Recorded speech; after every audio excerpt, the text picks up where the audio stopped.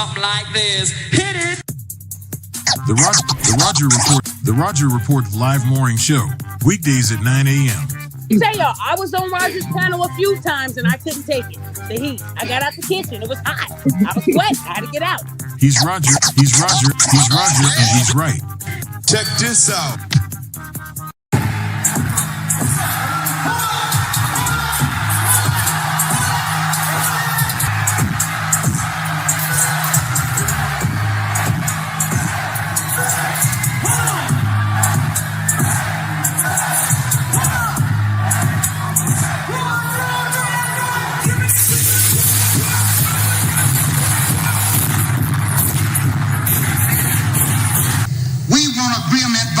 We can live or die.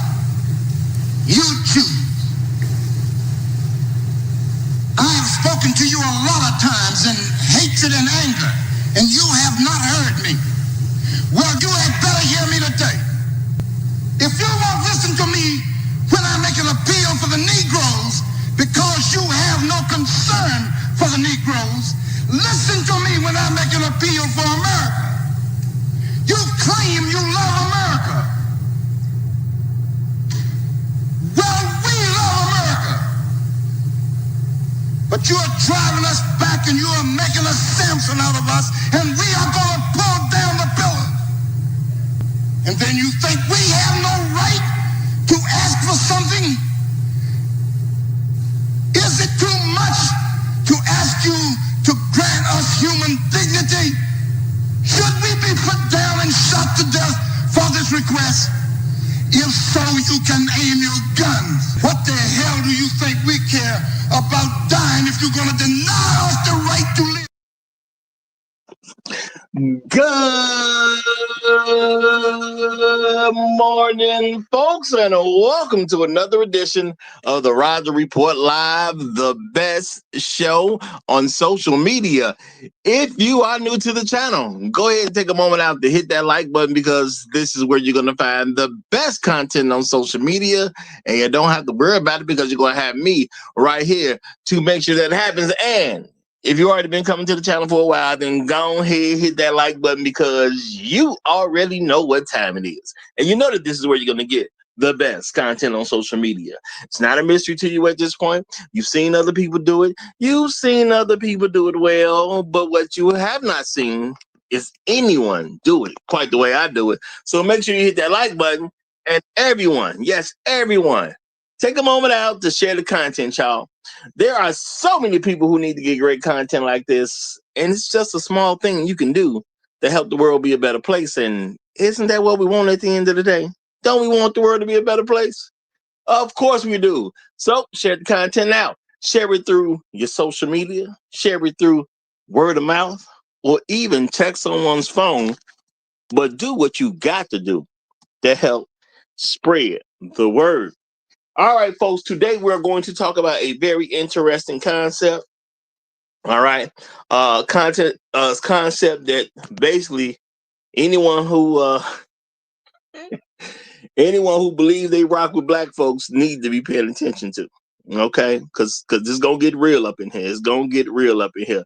We go, the title may make a few people out there even feel a little bit uncomfortable.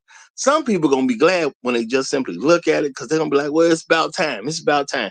But today we're gonna discuss another very important thing, y'all. We are going to discuss, yes, black men's sexual misconduct towards women. You heard me right.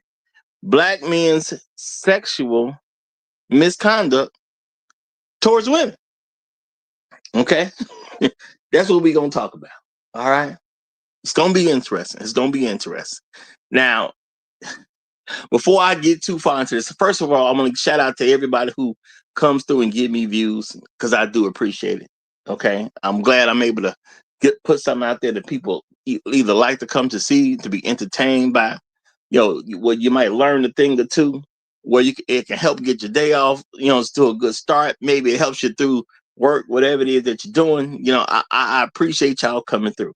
I appreciate everybody who, gives comments after the streams. It's always helpful, helps with the algorithm and all that good stuff. I appreciate everybody who hits that like button. Definitely do. Definitely do. Okay. And yes, I appreciate everybody who's now hyping me up. So definitely do that, y'all. Definitely do that. Okay. But I got to say, shout out to every single person at any particular point in time that they came through over here to the Roger Report Live, whether it was on this channel or some of the other channels that I lost, and that you drop something in the bucket. Okay. I appreciate all the financial contributors because I cannot do this the same way without you all. I can't. Okay. I couldn't justify it. Okay. Couldn't justify it. Well, technically I could justify it, but you guys definitely helped me out so I can make certain things happen. So I appreciate it. I definitely appreciate it. And I want to say shout out to the sponsor of today's stream. Okay. My main man, Too Watchful. He is the sponsor of today's stream.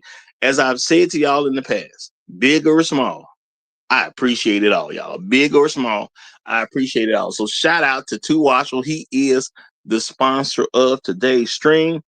And y'all, I'm setting up an interesting conversation folks can have. But now I'm about to get to cooking, okay? I'm about to get to cooking. And you know what, y'all? I do apologize. I got locked out, so I couldn't get in and start when I wanted to. Couldn't even put it up when I wanted to. I done messed around and locked myself out, but I got in. So we back on business, okay? We back on business. Somehow I left without my keys and didn't work out for me for a minute. But we back in decent time. I got back in decent time. So let's get to cooking, y'all. Let's get to cooking. Let's take a realistic view about Black men's sexual misconduct towards women. All right? Because, if you look at social media now, you get a lot of people who say a lot of things. Now, I'm not saying it ain't been in mainstream media because y'all know it definitely been all over mainstream media. Social media, slightly more intimate, I guess, because you can get a testimonial directly from a person without necessarily being coached by a mainstream media organization. So, you can get stuff a little bit more raw, which is cool. Okay. Matter of fact, but before I go into this, let me shout out the people who checking in because, me even getting the show up a little later than what I wanted to, it's great to see people check in right away. That means I know you're looking for me, and I definitely appreciate that. So I don't want to skip past that part, but y'all know how it goes. There can only be one. Y'all know that. Okay, you come too early, it ain't gonna work out for you. You come too late, it ain't gonna work out for you. But in order to get this particular spot, especially on a day like today, you got to be really looking. So I'm going to say shout out to my main man, Floyd Thompson, who is what we like to call the Highlander of today's stream. So shout out to Floyd Thompson. Yay, yay. Good to have you in the building, my brother. Good to have you in the building. Shout out to Music Man 1982. Great to see you, brother. Great to see you. We got Louis Kanya 2703 in the building. Shout out to you, brother. Shout out to you. We got Devon Townsend 8081 in the house. Great to see you as well. Shout out to Inspired Truth. What's going on, my brother? Inspired Truth. I'm have your stuff up by Monday. I'll have your stuff up by Monday. I'm doing a little research into that one just to get some different perspectives. So you gave a fire suggestion. We definitely gonna do it. I'll have that good by Monday. So I'm assuming Monday morning I'm gonna do it. If not early. Okay. Shout out to Afro. I mean, Afro Merchant. Yeah, I don't know what's going on. I'm seeing names differently for some reason. And I'm wondering if people change their names or what. Because I know Afro Merchant, but it's coming up. It's Afro National 2703 to me. I don't know what's going on. Because I don't believe in coincidences, y'all. I've been seeing names look different. I don't know what's going on. So y'all tell me something. Okay. Now I know you Afro Merchant. Afro Merchant, are you back at Afro National for some reason? Like, I don't know what's going on, y'all. And this is another day I've seen this, so I'm starting to get curious. Okay, I'm starting to get curious. Okay, shout out to Ishtar. I'm not gonna even say nothing. No, I'm not gonna even say the last name. Yeah, I'm wondering what the heck is going on because I see all these name change stuff going on. What the heck is going on? Okay, because I don't want to say something that y'all don't want me to say. I don't want to say something that y'all don't want me to say. Real talk. Okay. Now, shout out to Inspired True Broadcast. He said it's something with the YouTube going on in the chat. Yeah, and I noticed it the other day. So okay. I don't know. Maybe YouTube trying to put everybody on Front Street or something. I don't know. You know what I'm saying? I don't know. You know, they need to get their act together though. That's what I'm gonna say. They need to get their act together. Real talk, okay? Real talk. They need to get their act together. I don't know what this is about. I'm trying to give y'all proper respect, and the system trying to stop me. I ain't cool with that. I am not cool with that. Okay, so I'm gonna do the best I can to call y'all what I know you're supposed to be called. That's how I'm gonna play that. That's how I'm gonna play that. Because if it's the system, and like I said, I don't believe in coincidence. So when I started seeing it the other day, I was like, nah, this just can't be right. This just can't be right. But let me not be too thrown off because the system going through some problems. Let me get back on point and let's get back to the subject of the show. Okay? Black men's sexual misconduct towards women.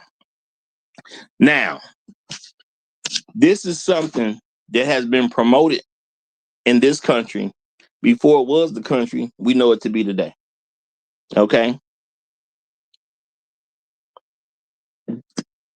America, even before it became the America that we know it today, has been promoting that black men deal with a whole lot of sexual misconduct toward women.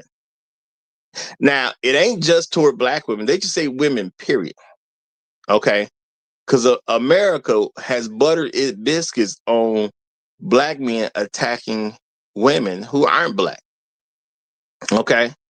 Now, black women do come out and say that black men sexually abuse them. America says black men sexually abuse every woman. Black men's character say we don't abuse too much of any women. If we want to be real about it, because there's real things and then there's things that are pushed, and things that are pushed are not necessarily real. And according to America, who does not like black men, now see, this is one thing we can say about America. America ain't never liked black men. It never liked black men before it was the America it is today. It ain't like black men since it was the America that it is now. It just never has. And without some real changes, it may never will. And that's just real talk. It doesn't make a difference what someone wants to say about it. It won't stop it from being true. Okay? People can say whatever they want, but there are facts to back up that America has never liked black men. That includes black women. Okay? Now, and I be trying to give black women some benefit of doubt. You know, when it came to black folks being enslaved, I'm not going to even push that on black women because they were enslaved. Okay? They were considered property. Now, I understand that there was marriages. They wasn't technically legal marriages because they were happening between slaves. But see, when black women had some level of understanding that they might be on our side or they might need to hang with us, you know, there was some love there. I'm not going to act like it wasn't some black women who were slaves and, you know, openly giving themselves up to the white man because he was the, plantation owner, or just a white man in general because he was a white man in a racist American society that was pretty much overt. It was overt racism throughout American society. Because I can't say we ain't living in a racist society now, but it was extremely overt, and consequences would come fast and hard in a lot of situations. Okay? Okay? They come fast and hard. All right? Shout out to Inspired True Broadcast. That's what I'm going to call you. Inspired True. He said, by all means, take your time on my topic. My Monday gonna be super busy, so I might not see it on Monday. Maybe I try to hold it for a different day. Okay, maybe I try to hold it for a different. I'm not saying I necessarily will. It just kind of depends because I'm gonna definitely be focused on that because I'm doing a couple things over the weekend to kind of help with that. That's what the plan is anyway. You know, God willing. So it's definitely gonna be on my brain on Monday. So I might have to do it on Monday anyway. But you know, you can catch the replay. But you know, if you wanted to be here, see, you know. If somebody wants to participate in the topic, I definitely try to make sure I can do it when they can participate. So I do the best I can on that one. I'm gonna try to work something out for you. I'm gonna try to work something out for you, my brother. Okay, so now back to this thing about, black women have been trying to get up with massa for a long time. Okay, let's just keep that real. Okay, has that ever gone anywhere? Clearly, it hasn't. Okay, we can pretend it has, but according to what we see, it obviously has not gone anywhere. Now, this is the thing. Do black men do sexual misconduct toward women? According to black women, yes. But when black women even make these claims, usually they're making a claim where the sexual misconduct sounds basically impossible. Okay. Now, what do I mean by that? Women will say that this man has treated me wrong and he only used me for sex. And then you'll hear their story and they'll start talking and they'll say, well, we was together for 2 years, for example. We were together for 3 years, for example. We were together for 4 years, for example.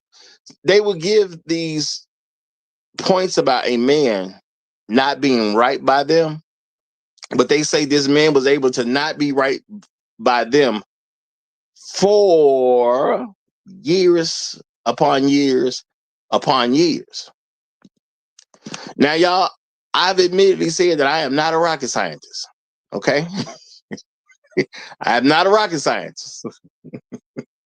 I've been to conventions and heard rocket scientists speak, but I am not a rocket scientist. Okay. Rocket scientists are some very intelligent people. Okay.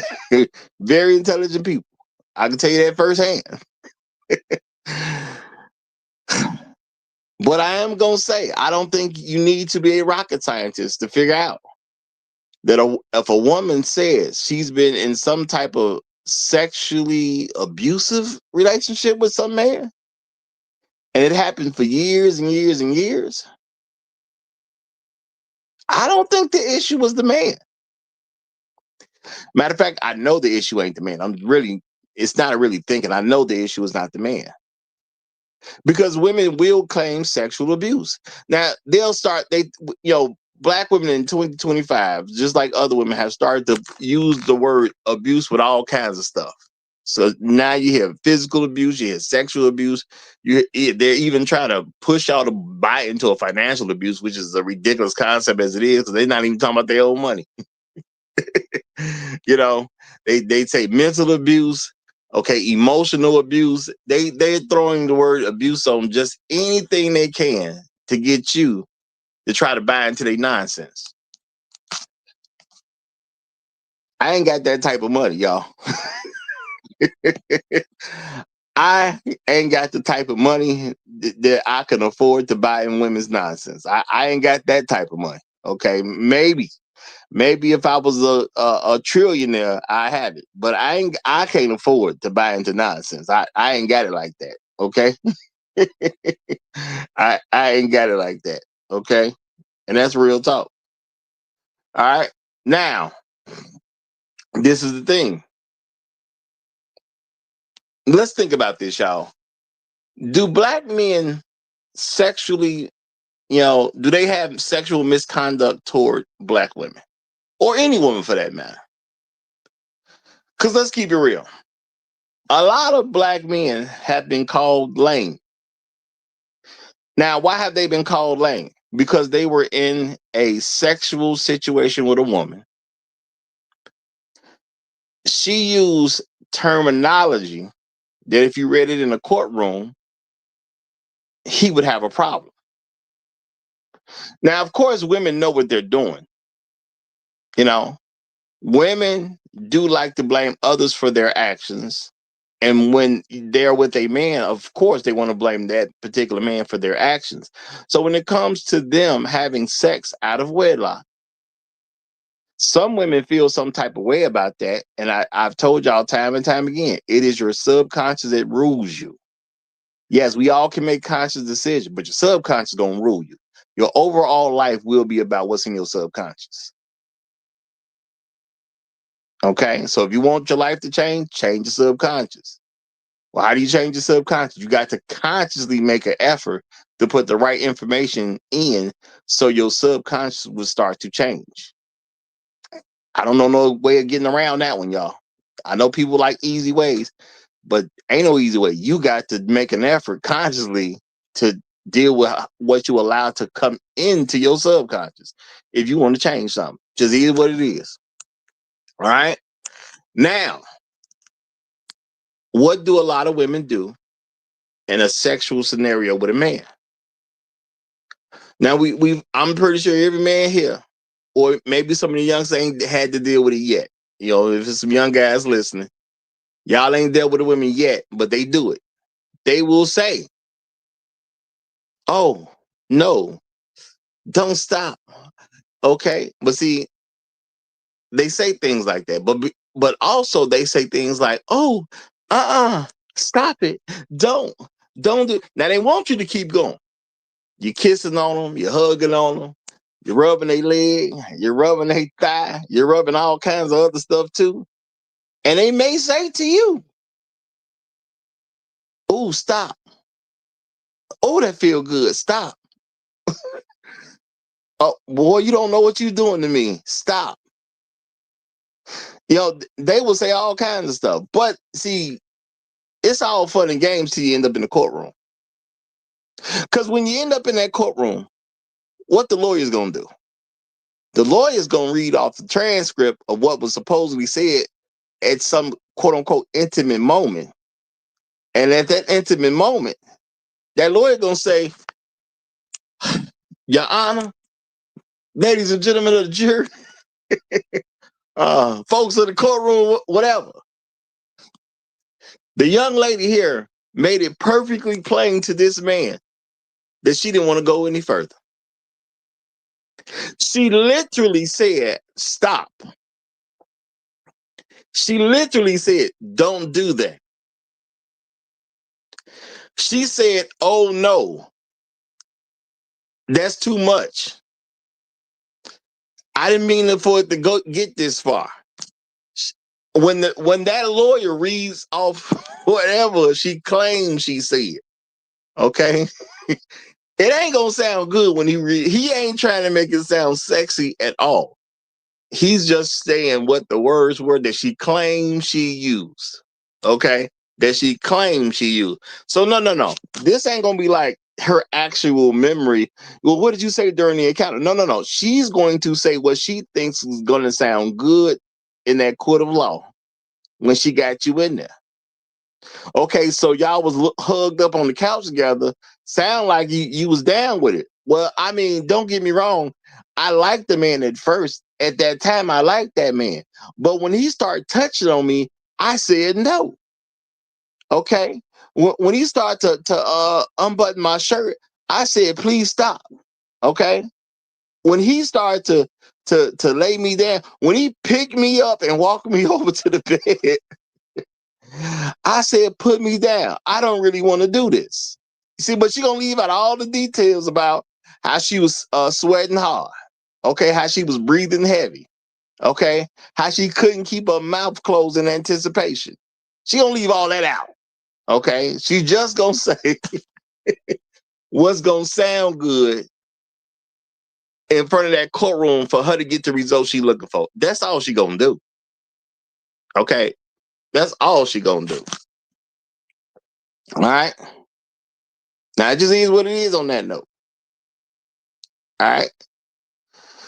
Now, when it comes down to it, okay, when it comes down to it, women will tell a story later on down the road about some guy. Now, it's all type of women who do these type of things, y'all.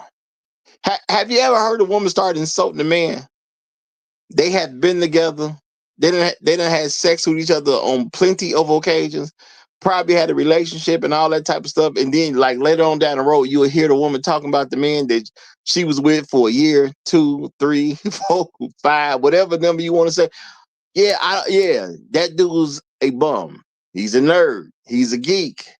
Okay, he trifling. however you want the insults to come. They're going to insult the man in a way as if they never liked this dude, as if this man ain't never been all up in their guts. Funny to me how he's just so unlikable, yet you had sex with him so many times. I find that rather funny, okay, that you want to convince me that you don't like the man that was in your guts all kinds of times. Okay, y'all been together for 5 years, but you think he's a nerd? Y'all been together for 5 years, but you think he's trifling? Y'all been together for 5 years, but you think he's a bum? Yeah, I understand how that may sound good in a woman's mind, but when you translate that to reality, it's nonsense. Okay. Now I'm laughing at some of the stuff y'all said in the chat. Shout out to Kevin 3905. Now, this is the thing. Black men been going to jail, ended up getting processed, have a whole trial, get a total conviction, go serve time, especially over some white woman that he never met. And what do they like to say? Oh, he sexually assaulted that woman. He took it from her. Yes, he did. That nigga took it from this white woman. He couldn't control his sexual appetite. He was sexually raging out. He was going to the dry cleaners and saw some white woman and just lost all control of his faculty. He couldn't perform as a human being. He lusted after her in such a rageful way that he snatched up this woman that he does not know, this woman that he's never met, and he took it from her and abused this woman, and therefore we have to put him in prison for the rest of his life, basically, so he'll never be able to do this again. And what do we have going on nowadays? You got tons and tons of black men who get out. It's proven they never committed the crime. Okay, it's proven that police misconduct was done with the evidence, and people don't even think about this type of stuff. Okay, now I'm not the type of person to argue with numbers, but I do keep in mind numbers can be played with to a certain degree because you have people playing with stuff. Okay, a lot of people say black men are these terrible folks, yet it's always some police misconduct going on. Y'all ever notice how the police do a lot of misconduct for people that's supposed to be so guilty? They always doing something for people who's supposed to be guilty already, right? Why you need to set me up if I'm already guilty? What you need to set me up for? If I'm guilty, I'm guilty. Okay? Shout out to Mark Furman. If I'm guilty, I'm guilty, ain't I? Can't you just do some good police work and bring it out that I'm guilty? Because if I'm guilty, why you need to set me up? And a lot of people don't really like this as a question, because I know it's a newer question. I never really heard people ask this question until I started asking it. And I know it can be difficult in people's mind. How is black men so guilty, but people got to go through so much work to set black men up? Okay? What happened to good old-fashioned police work? All right? Now, we got social media, and like I say, slightly more intimate, because now you're not necessarily going on Nightline, where they're going to prep you. You're not going on ABC News, where they're going to prep you. You're not going to an NBC News special, where they're going to prep you. Folks just getting on social media saying anything. And it seems that some of them just don't care how dumb it is. I'm just going to keep it real. Some of them just don't seem to care how dumb it is. They'll make all kinds of amazing claims. Heck, we just did a claim about with a white man trying to set up a black man on some sexual misconduct. Did what he say make sense? Not really. Grown man said another grown man put his drawers down, but didn't say a fight happened. Now, I don't know what grown men got other grown men snatching their drawers down, and and if I did know that to be true, I'm pretty sure a fight would follow that if you didn't have that grown man's permission. But why would a man say something like this? Because he's just simply pushing the narrative, that black men don't know how to control themselves sexually. Now, you know what's funny about this? Black men, the only group of men in America with less children than what would be considered their counterpart of women. You look at a white man in America, white men got more children than white women. Okay, you can say this about any group of men. Asian men got more children than Asian women in America. You can say it about any group of men, but black men. Black men are the only group of men with less children than that corresponding counterpart. So if you say, well, black men got kids, sure, yeah, we got kids. Black women got more kids than what we got. Yeah. They claim black men leave, but you can't get a black man to break up with nobody. I don't know how a man leave a woman and a child if he won't even leave a woman. Where the child at? Okay, where's the child? He won't leave the woman. I can't get a black man to leave a woman, but somehow he left a woman and a child. It's amazing how ideas can just come together based on nothing but foolishness, and people just accept it. Okay, because you're gonna hear that narrative all day long about how black men just leave. I can't tell. I can't tell you that I know one man. I've never met a man who left a woman. I've had shows where, we had maybe 2 or 3 guys in all my years of doing this. They claim they left women. I'm not even saying I believe them like that, but they did make a claim that they left women. Now, I'm not saying it ain't true, because I've told y'all before, I've left women, but I am the only guy I know of that left women. I don't know any man that left a woman. And that's just real talk. Every dude I know, I don't know if any of them that left a woman. Not one. Okay? So I'm speaking on black men, of course. So I find it ridiculous, okay, that people can say black men have all these sexual misconduct stuff going on, noticing how black men operate. Okay? Now, this is the thing. Well, shout out to Floyd Thomas. He said, does the voice count, Roger?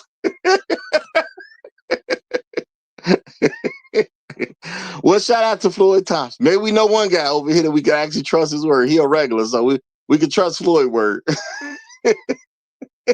So maybe now I know one guy. Okay. uh,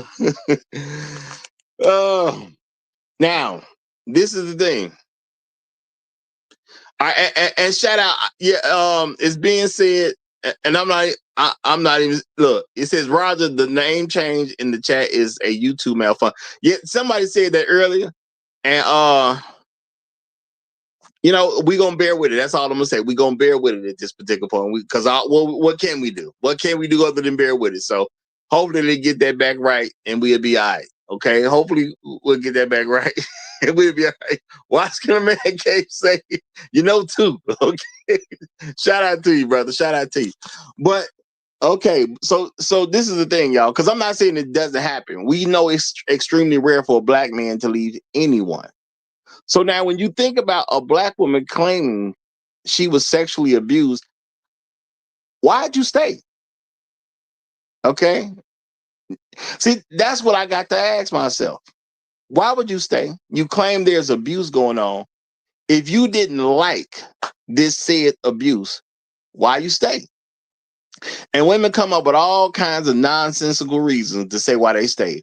And a lot of times to gain sympathy, they'll say, well, I thought he was going to kill me. He threatened me. Now, guys would accept this stuff.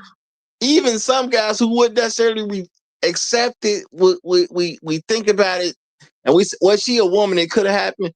A lot of people won't ask a woman a very simple question after they make this claim. Well, he said he was going to kill me and my family. And you won't ask a very simple question. Okay? Now keep in mind, I ain't no rocket scientist, so I can't do it like some of y'all might be able to do it. Y'all can deal in things in very complex ways that maybe Roger don't do on the regular. I ain't trained to be as complex. I keep it simple. So a woman say, well, I couldn't leave. He threatened to kill not just me. He said if I leave, he'd kill my family. Okay, I get it. I get it. You are setting up an argument. You have this emotional defense that you believe there is nowhere in the world this defense can be cracked, because not only does she want to stay alive herself, she wants to keep her family alive.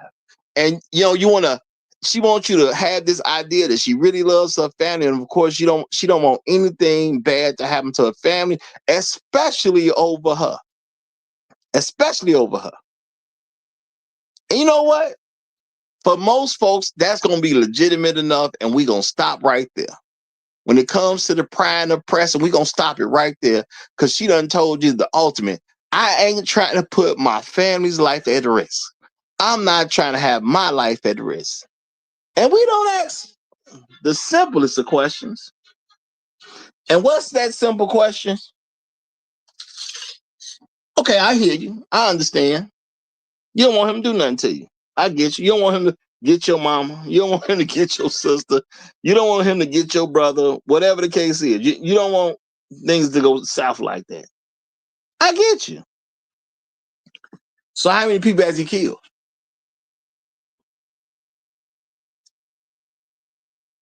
Yep. So how many people has he killed? You his man, right? I mean, that's your man, right? You his woman, right? Okay. Maybe you with one of these real OGs out here. Maybe you truly are. Maybe you with old dog, okay? Shout out to old dog. Okay. Maybe you with old dog. Okay. Old dog don't play. Okay. You know, you can say you sorry for his mama and old dog snapping off. Maybe you with old dog. I don't know. I don't know who your guy is. So maybe you with old dog. So I have to ask you a legitimate question. How many people has he killed? Because you telling me this as if I'm supposed to take it as a real thing. So how many people has he killed? Because if you want me to believe that you really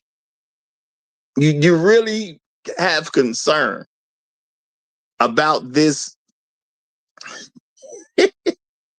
about this random guy that you was with for however long the time was, and you really want to quote unquote save your mama. You want to save your daddy that you don't even know. You want to save your brother that you don't even care about. You want to save your sister. You'll probably still a man if you could. You want to save all these people. Well, how many people did Old Dog kill? Since you dating Old Dog all of a sudden, how many people Old Dog done took out? Because you obviously with Old Dog, okay? You with Old Dog. So you tolerated his sexual misconduct because he'll lay a nigga down, as they say in the streets, y'all. That's what you want me to believe. Okay? That's what you want me to believe? Okay. All right. Yeah, I ain't buying into that. Okay? I ain't buying into that. If you can't tell me how many people he killed, then why would I believe you telling me some random man finna take you out? And women go to these arguments because usually they're very much uncontested. I've seen women flock to this type of stuff. Well, I thought he was gonna kill me or somebody I love. That's they go to. And people never say, well, how many people has he killed already? I mean, let's keep it real. Somebody does kill people. Like, I understand there's people who kill people, then they, next thing you know, they get arrested, they go to prison, and I ain't talking about them people.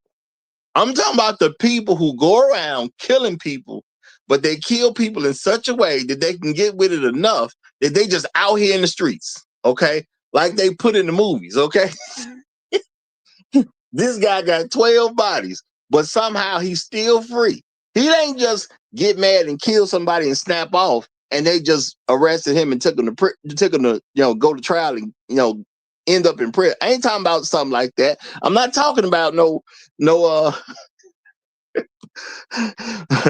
person who had to face their consequences. She obviously must be dating the guy who got 12 bodies already, but for somehow he ain't got caught up at all, and he just out here on these streets. Okay, he the hitman. Okay, when you need the job done, you call him. That's who she dating. Okay, cool. Okay, cool. Yeah, I'm supposed to buy. Yeah, I ain't buying into that one. So now, a lot of black men been raised by their mamas. Okay, and when it comes to women, they have taught to be very soft. Let's just keep it real. They've been taught to be extremely soft when it comes to women. So how do you take a group of soft men when it comes to women? And I'm supposed to believe that they have all this sexual misconduct going towards women. And see, the thing about black women is they repeat a lot of stuff other people say, y'all. And folks buy into it. They repeat a lot of stuff that other people say. Black women will say that black men will abuse them because they feel powerless. That's what they'll say. Now, keep in mind, you ain't never met a man who abused a woman because he felt powerless. You ain't never met one. But keep in mind, this is something they say. Now, did black women come up with this on their own? Absolutely not. There's this ideal that white people are superior that's being pushed in this country that if you live here, you are very much aware of. This came from them. Well, at least as far as I can tell. This came from white folks. Black women took it, and then they started putting it on black men because they'll basically repeat anything a white person says. You know, it's like it's almost like that cereal commercial from back in the day, y'all. You know, Mike, you eat anything? Well, black women will say anything. You give a black woman something to say, no matter how dumb it is, no matter how ridiculous the concept, no matter how much information you lack to support it, they'll say anything, especially towards a black man in a negative way. So they will say that black men abuse them because they lack power. Now, let's look at this from a realistic standpoint. When would this abuse have started? If black men abuse black women because they lack power, when would this start? Because the most powerless they ever been was when they were slaves. We ain't got no track record of them doing it then. So now slavery came to its official end, because it's still legal in America. All you gotta do is be convicted of a crime. So now you had Jim Crow, where black men had a whole lot of power because of segregation. So they wasn't powerless during Jim Crow. Yes, they did have some issues going on, but they weren't powerless because they actually controlled and built their own communities. So they actually had some power. So they weren't powerless then. Now, after the civil rights era happened, white folks couldn't push Jim Crow the way they used to. So where would this powerless period be where black men took it so personally that they start abusing women? When would that have happened? Because I can't point that out. Okay?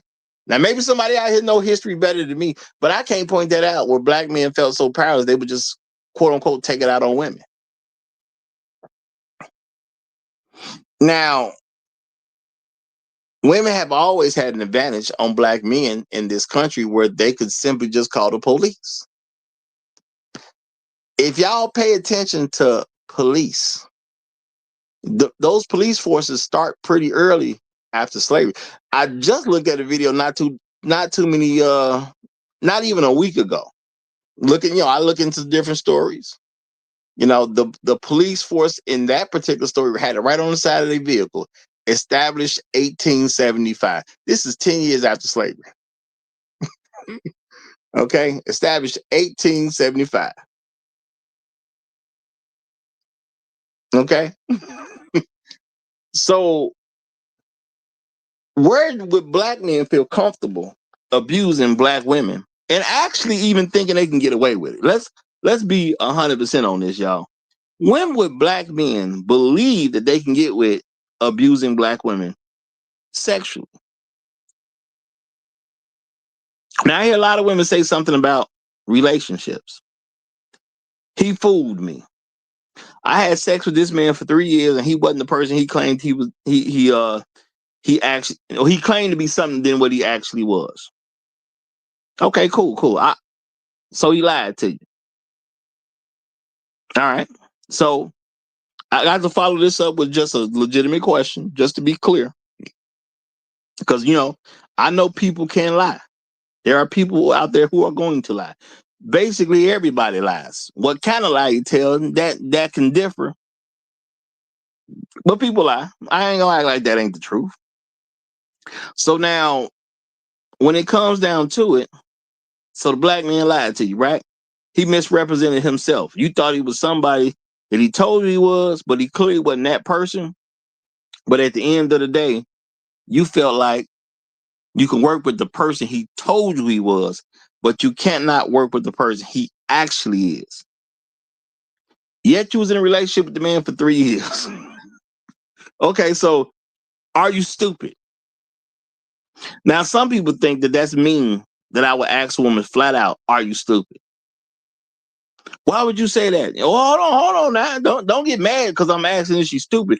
I'm trying to actually make sense of what she just told me. She just told me she did not like the man he actually was.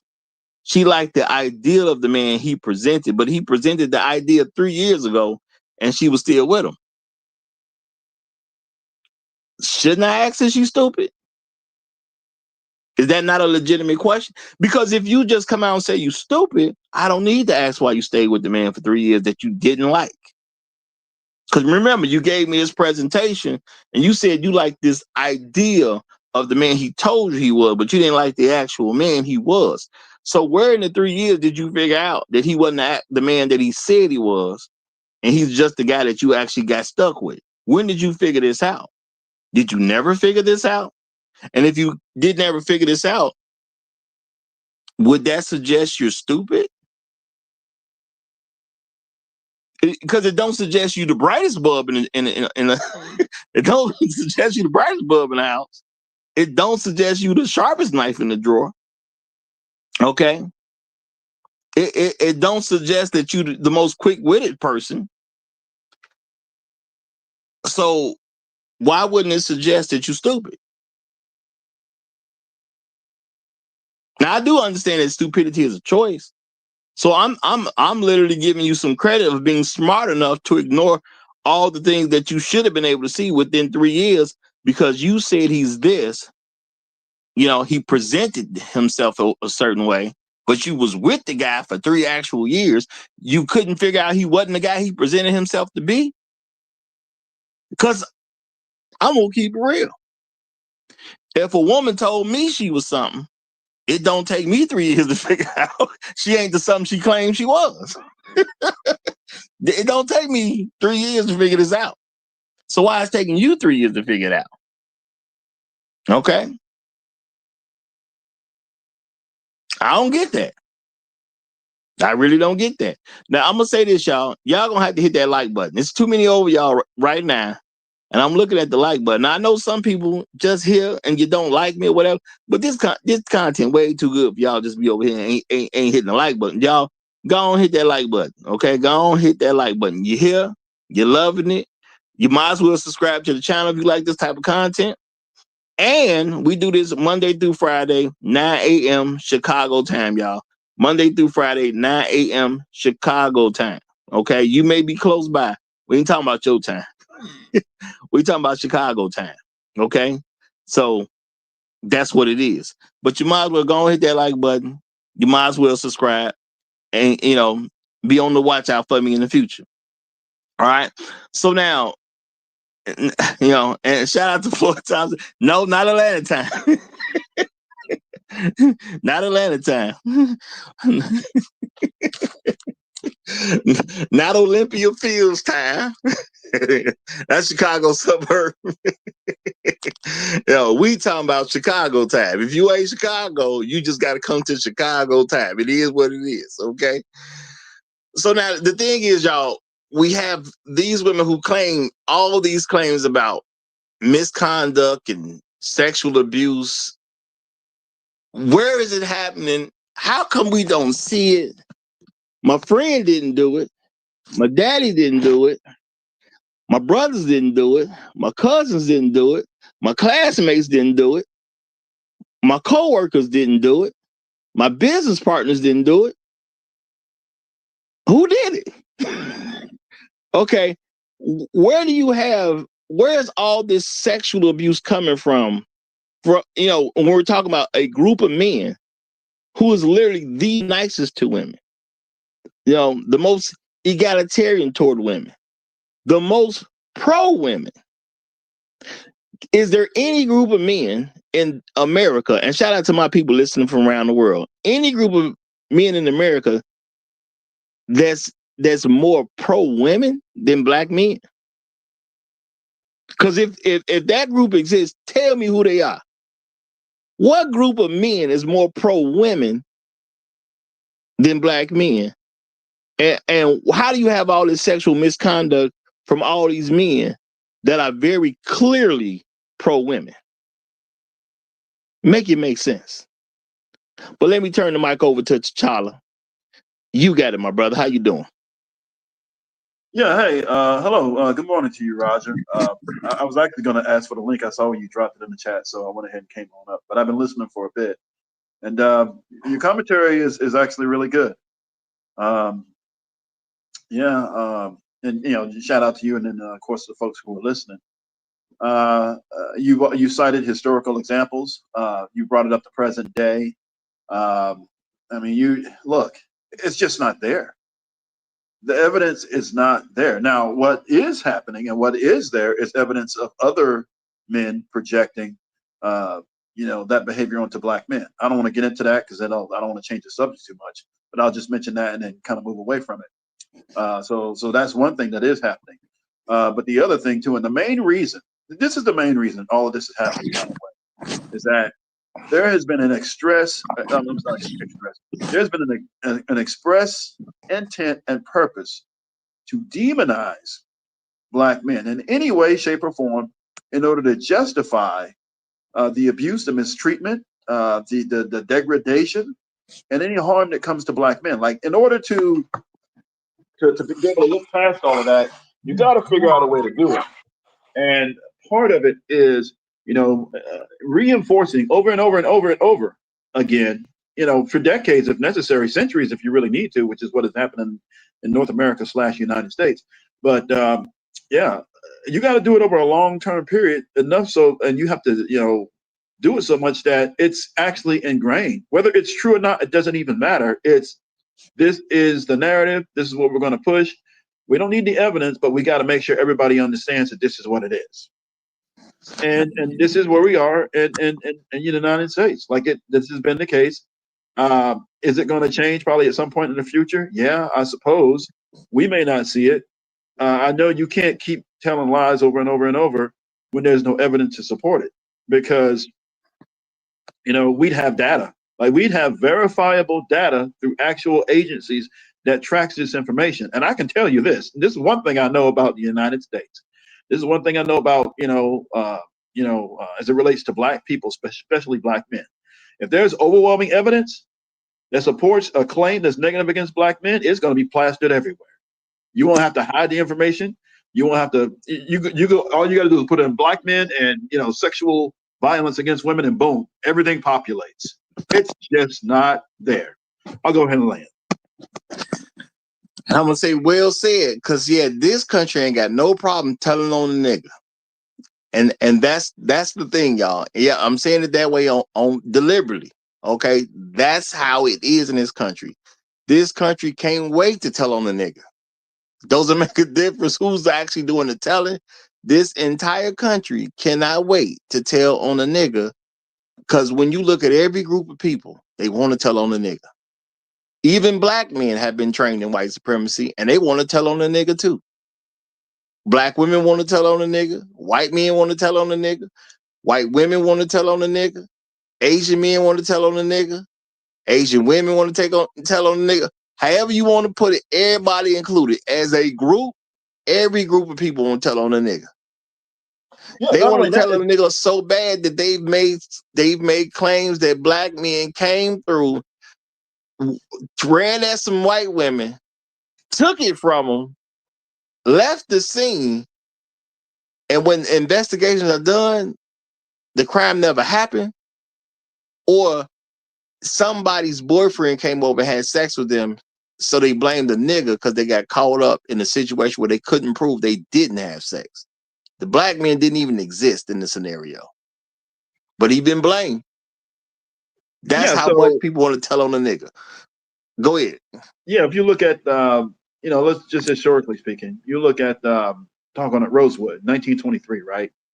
That's a classic example, and that's just one. But there were dozens of examples as to these false accusations against black men, when literally it was some wife that was being unfaithful, and then she gets caught, and then now I got to blame it on somebody. Just blame this imaginary Negro that's coming through and just tearing everything, just tearing through everybody, which there's no evidence of, by the way. Now, look, in the early 1930s, we're not talking about forensics and stuff like that. There was enough open hate against and discrimination against black men that's all the justification that they needed. If they, really they didn't need any justification. It was just give me an excuse. Just tell me something. Even if it's a lie, I need something to justify my open, anti-blackness and open racism, so that way I can exact violence on this specific group of people. You can talk about the Scottsboro boys. You can talk about George Stinney. I want to say he's the youngest person that was executed in United States history at 14, I believe. Mm-hmm. Yeah, George Stinney. So Emmett Till, 14 years old. Again, 14 years old. Look, people. And this is the ridiculousness of it, is that there's no 14-year-old boy anywhere. I mean, I'll just say this. There's no 14-year-old boys running around in general flirting with grown-ass adult women. They just don't do it. There's no evidence of that. And it's not even natural. They're looking, and for most boys, they don't even start really looking at women and girls until what? They don't even start looking at the girls in their age group until what, maybe 15 or 16? 14 is maybe the earliest. 15, 16 is when you're like, okay, let me see what I can do. And then, let me try to appeal to these girls, be nice and all this other stuff. If anything, and I'll agree with you, Roger, if anything, shoot, I'll use myself in this example. I was overly nice. I was doing all kinds of stuff to try to get attention. I told you my story about, what was it? I was reading books and studying. I became a better student because when I was trying to get at young Sophia, and she was like, "Well, I can't rock with you because you're smart, but you don't do your work in class." And I was like, "Okay, well, now I got to read these books and I got to do my work and all this other stuff." Now Sophia still didn't want to mess with me, but still, like this is the stuff that black men are doing to try to get in good with women. We're the last group of men, and again, the evidence shows this and proves this, is that we're the last group that's we don't have a history of trafficking. We don't have any networks. We don't have any organizations. We don't there's other groups that have literal organizations, trafficking networks, national, international. It's exported outside of the United States, all around the world. It's just not there. It's just not there. Now, I don't want to get into other countries because I ain't gonna dime them out. But I'm just speaking for Black American men. It's just not here. The evidence is just not there. Not overwhelmingly. It's not, and even what little evidence you can produce, okay, those are anomalies and exceptions. Even with that, we're not like 80%, 90%, 70. We're not nowhere even close.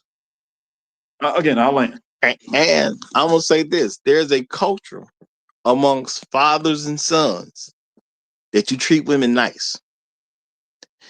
When you look at a black father who actually gets to raise his children without black women in the state trying to stop him, what does he tell his sons about women?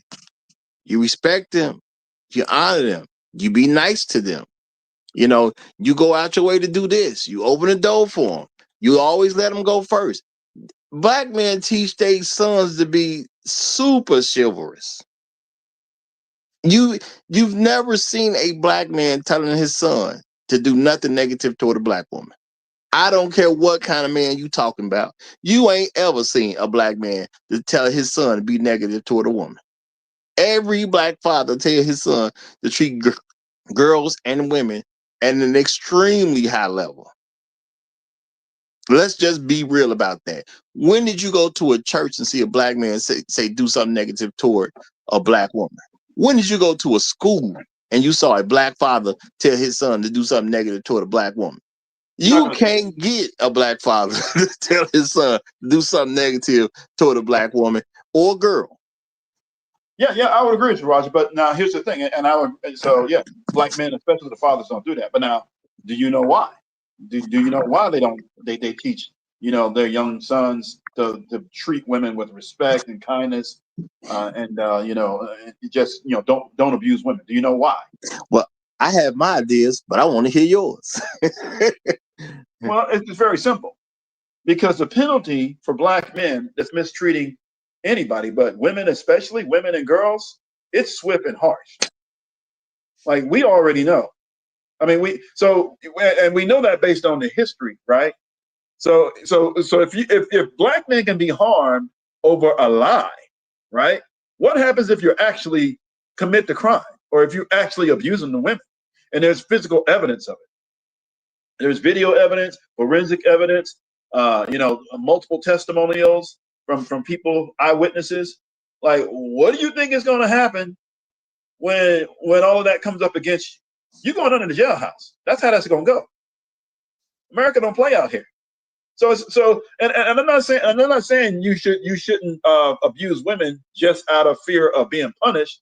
But the thing is that just our overall training and conditioning from our fathers and from other men in general who are good men, we're not going to allow you to get to the point where you behave in a way that jeopardizes, your freedom, your safety, and just, the overall reputation of black men as a collective. We're just not going to allow you to do that. We don't allow it. Again, it's just not there. Mm-hmm. Interesting. Now, I'm going to say it's just because black men are just generally good men. And when you even come down to some of the worst of black men, even they say treat women good. You can get the worst black man, however your version of worst black man is, and even he say treat women good. He can be the biggest drug dealer. He can be a hitman. You know what I'm saying? He could be out here bullying people, all kinds of stuff. But when it comes to women, all of a sudden, no, treat them nice. Be good to them. What's wrong with you? You gonna hit a woman? What's wrong with you? Absolutely. I'll go even further and say there's even among the men who we would consider some of the worst. Yeah, there's a code of behavior because somebody who's not part of the game, somebody who they see people who are not part of the game. I'll just call it the street game, as innocents, right? So you can't bring them into that world. You're not allowed to do that. So you're violating their personal code. Even those guys, you're right. Even those gentlemen, have a code. They're like, look, these people are innocent. No women, no children, no elderly. Somebody that's not in the game, leave them out of it. But just on general goodwill and behavior, right? Again, I would agree with you. Just black men overall have proven ourselves as good people. But that's why I say this ongoing present day, overwhelming effort to demonize black men when there's no evidence of it, especially when it comes to criminality or abuse against women or anybody. And I'm gonna tell you, here's the other thing too, is that what people like to do is they'll take the one or two incidents of some kind of negative behavior and then use that as a tag for all black men. Because we've seen that in the past and we continue to see that today, right? But the other thing too is, now, this is the interesting thing.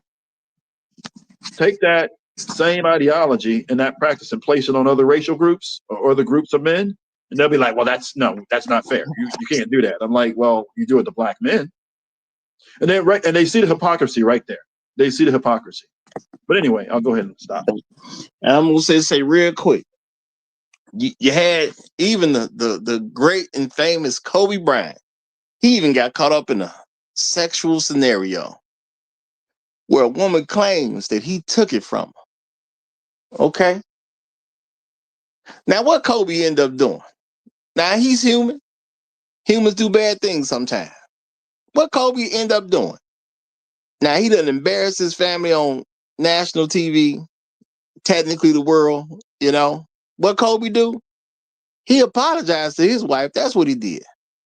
Bought her this ridiculous, dumb ring. I think that ring was, if my memory is correct, it might have been like a $4 million ring or something like that. It was ridiculous. Okay. And what did he get caught up with? A woman who claimed he took it. When they did their investigation, I mean, I want y'all to understand. Okay, understand this, y'all. They did their investigation. They found semen from 6 different men. Yeah. In her panties, y'all. Yeah. Let me just. I mean, y'all think about this. Just think about this.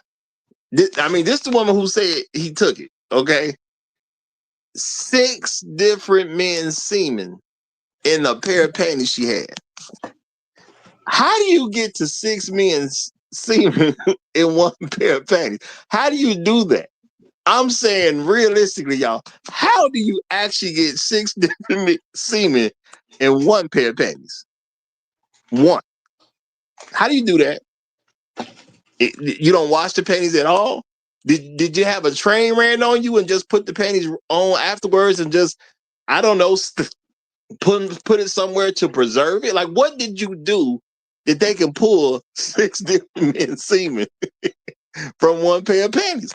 How do you even make that happen? I've never thought about something like that before until that came out. I've literally never had the thought that you can have 6 different men's semen in the same pair of panties. How did you get that done?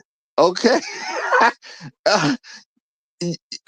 You didn't. Did you get them in the panties the day you was claiming this? How did you get that done? Where they actually got a pair of panties with 6 different men. See, how did you even make that happen?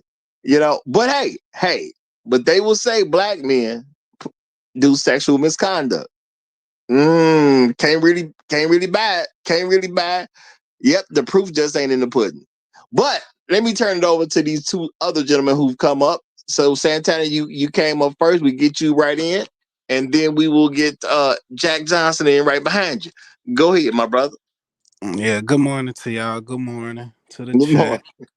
I'm gonna be real quick. I definitely think to a certain degree, black men have helped diminish women's value to sex only. You know, so much so that, you know, just even a week or 2 ago, it was black men on the panel saying that they wouldn't even help the black community unless they benefiting sexually. Shit is crazy. We don't do false narratives. That's not what they said. That's But not what they said, but that's what they even was hinting even to. if they said something like that, what the heck does that got to do with black women being somehow? How is there sexual misconduct? If somebody says you got to do something sexually to help you, how is that sexual misconduct? They ain't tricking you out of nothing.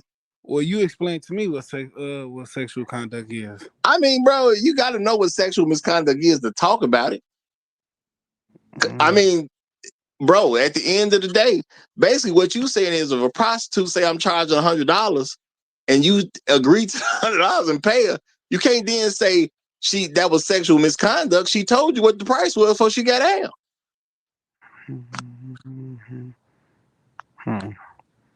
Okay.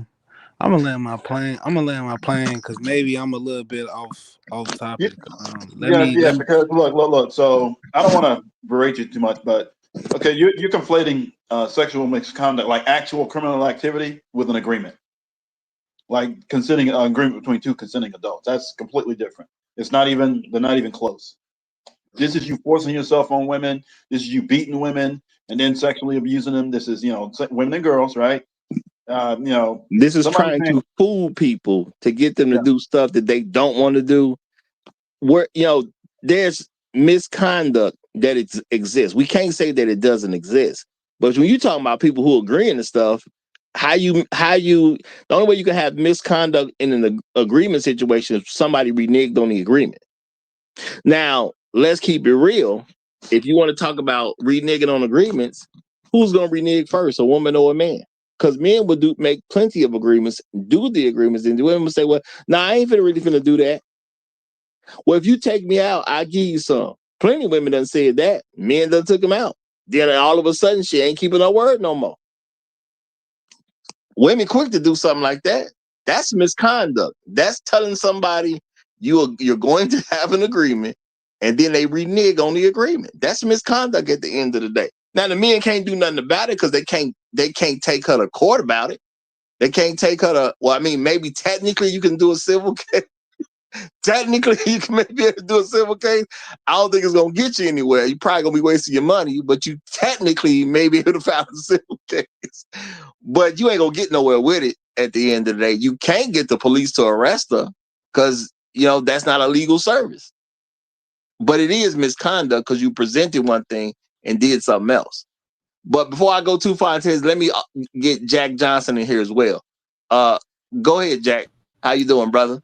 What's going on, brother? How you guys doing? Happy Wednesday to everybody on this panel and everything else. And reason why I got Jack Johnson right here is because he unfortunately was the poster boy of anti-black male back in the 1900s. As the first black heavyweight champion in the world, he broke rules that got a lot of white folks going ape crazy over this when he was married to 3 white women, and they went after him constantly.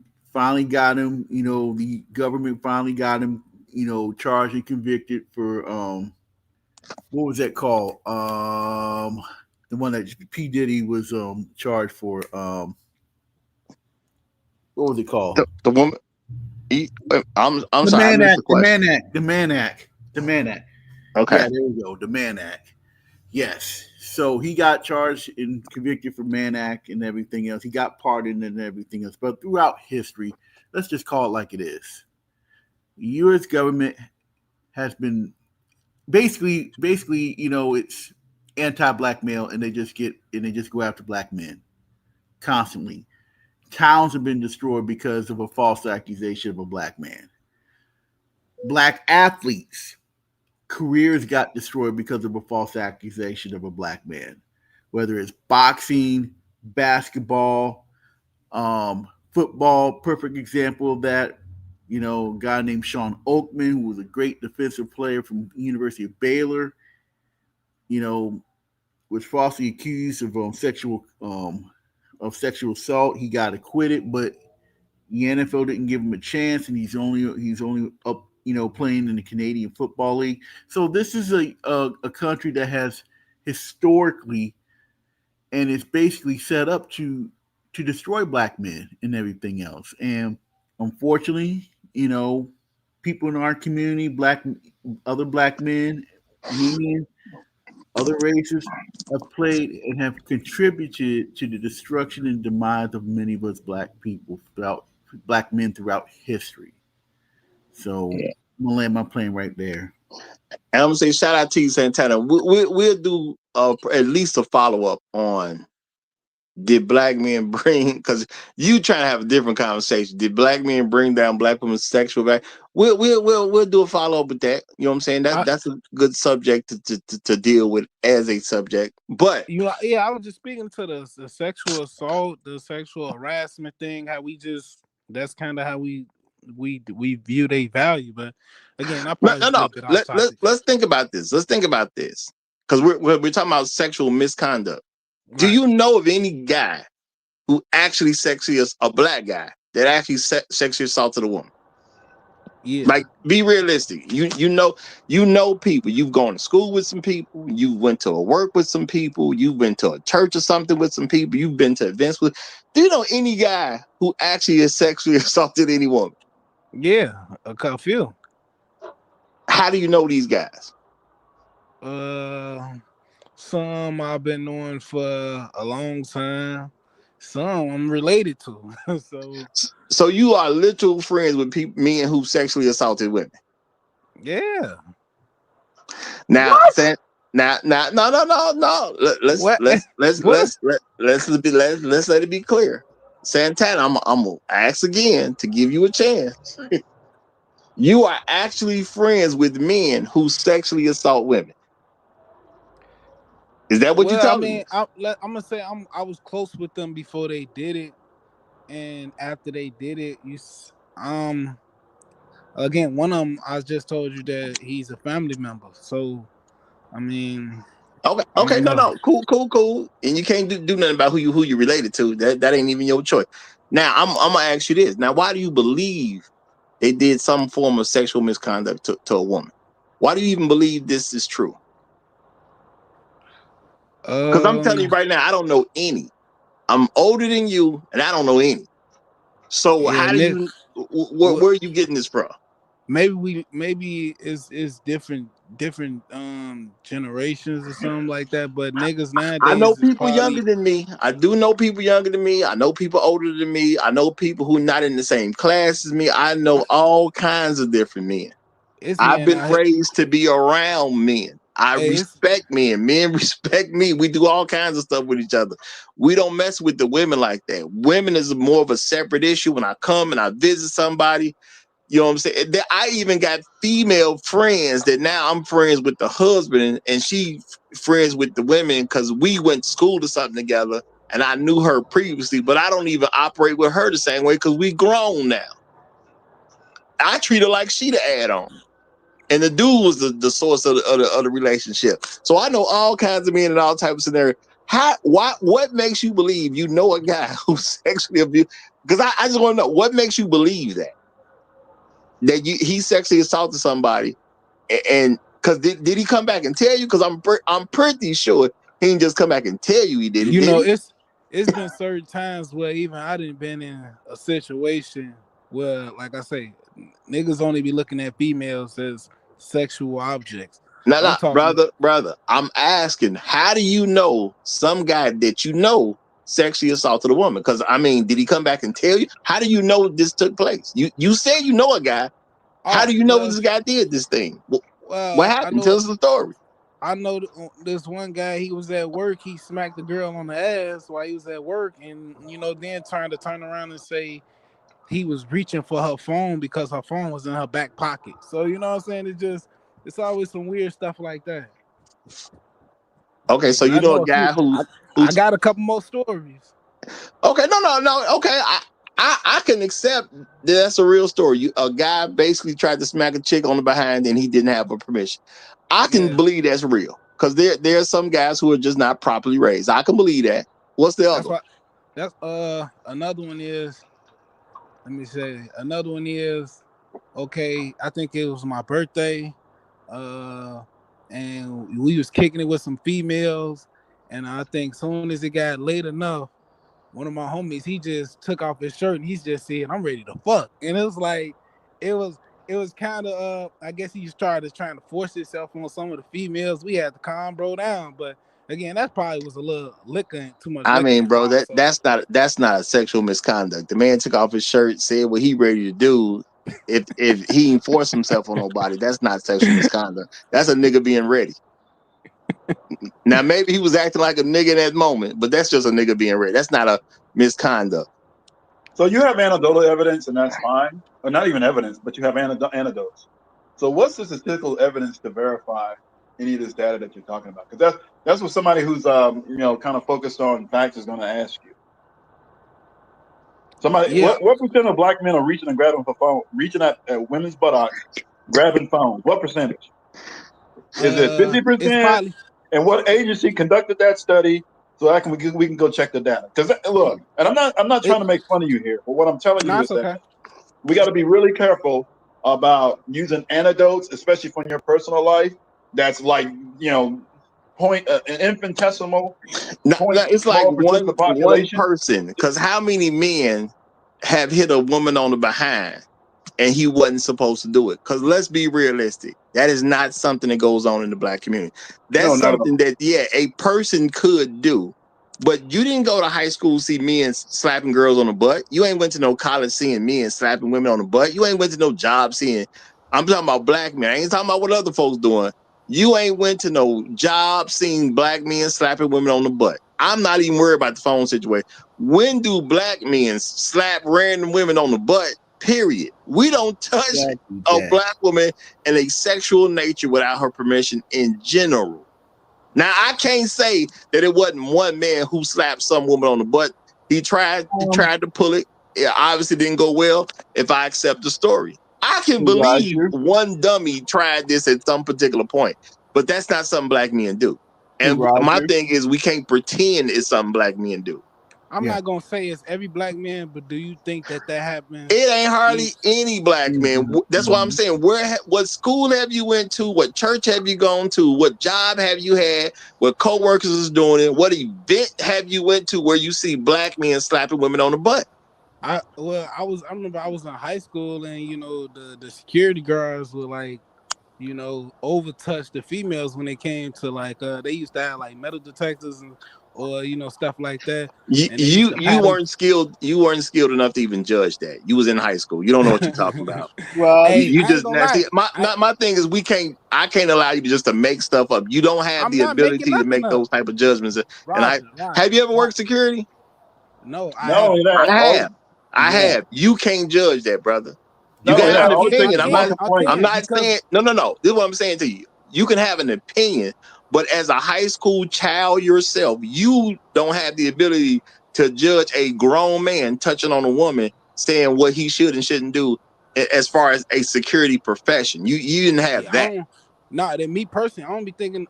Well, in that in that particular situation, one of the security guards was he was later on found out that he had some type of sexual relationship with one of the students. So, but as far as I'm concerned, I don't really be thinking a security guard should be, checking a woman, Well, I out mean, like but that. that's not the subject of the show. What you think about how what conduct should be, and conduct has been changed anyway since women then came into the workforce and all that anyway. But my thing is we can't act like there's anything real you're saying about you as a child trying to judge how a man is touching on a girl because if it ain't overt, ain't nothing to talk about.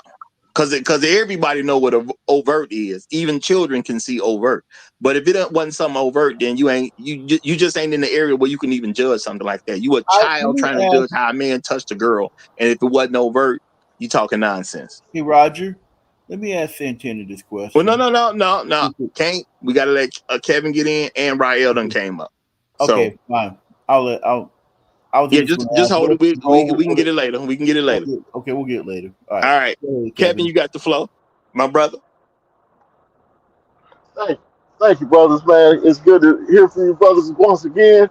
Um, I got three things. I had two things. I got three things. They're gonna be short. One, man, Santana, I missed you yesterday. Well, you don't never let me down, man.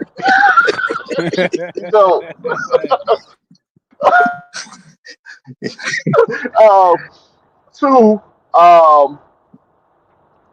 Santana, as a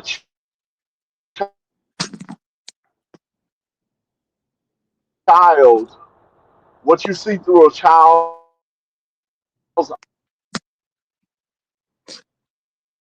You going eyes in and out, Kevin. You was going in and out. Now, we know you. Well, at is least I know you was trying to say what you see through a child's eyes, but you kind of went nothing in and out. So like what you see through an adult's eyes. Like you almost have to kind of discount what you see as a child, because when you become as an adult and you start seeing things in full context, it's completely different. Than, check. Yeah, he obviously didn't hit me. He kind of Borgin bad, y'all. He kind of Borgin bad. So I'm gonna do this. We gonna kick him from the studio. That's what I meant to do. Let him listen because he need to do something. He breaking up a little too much. So Rael, go ahead and get in there, and we'll get him when he get back.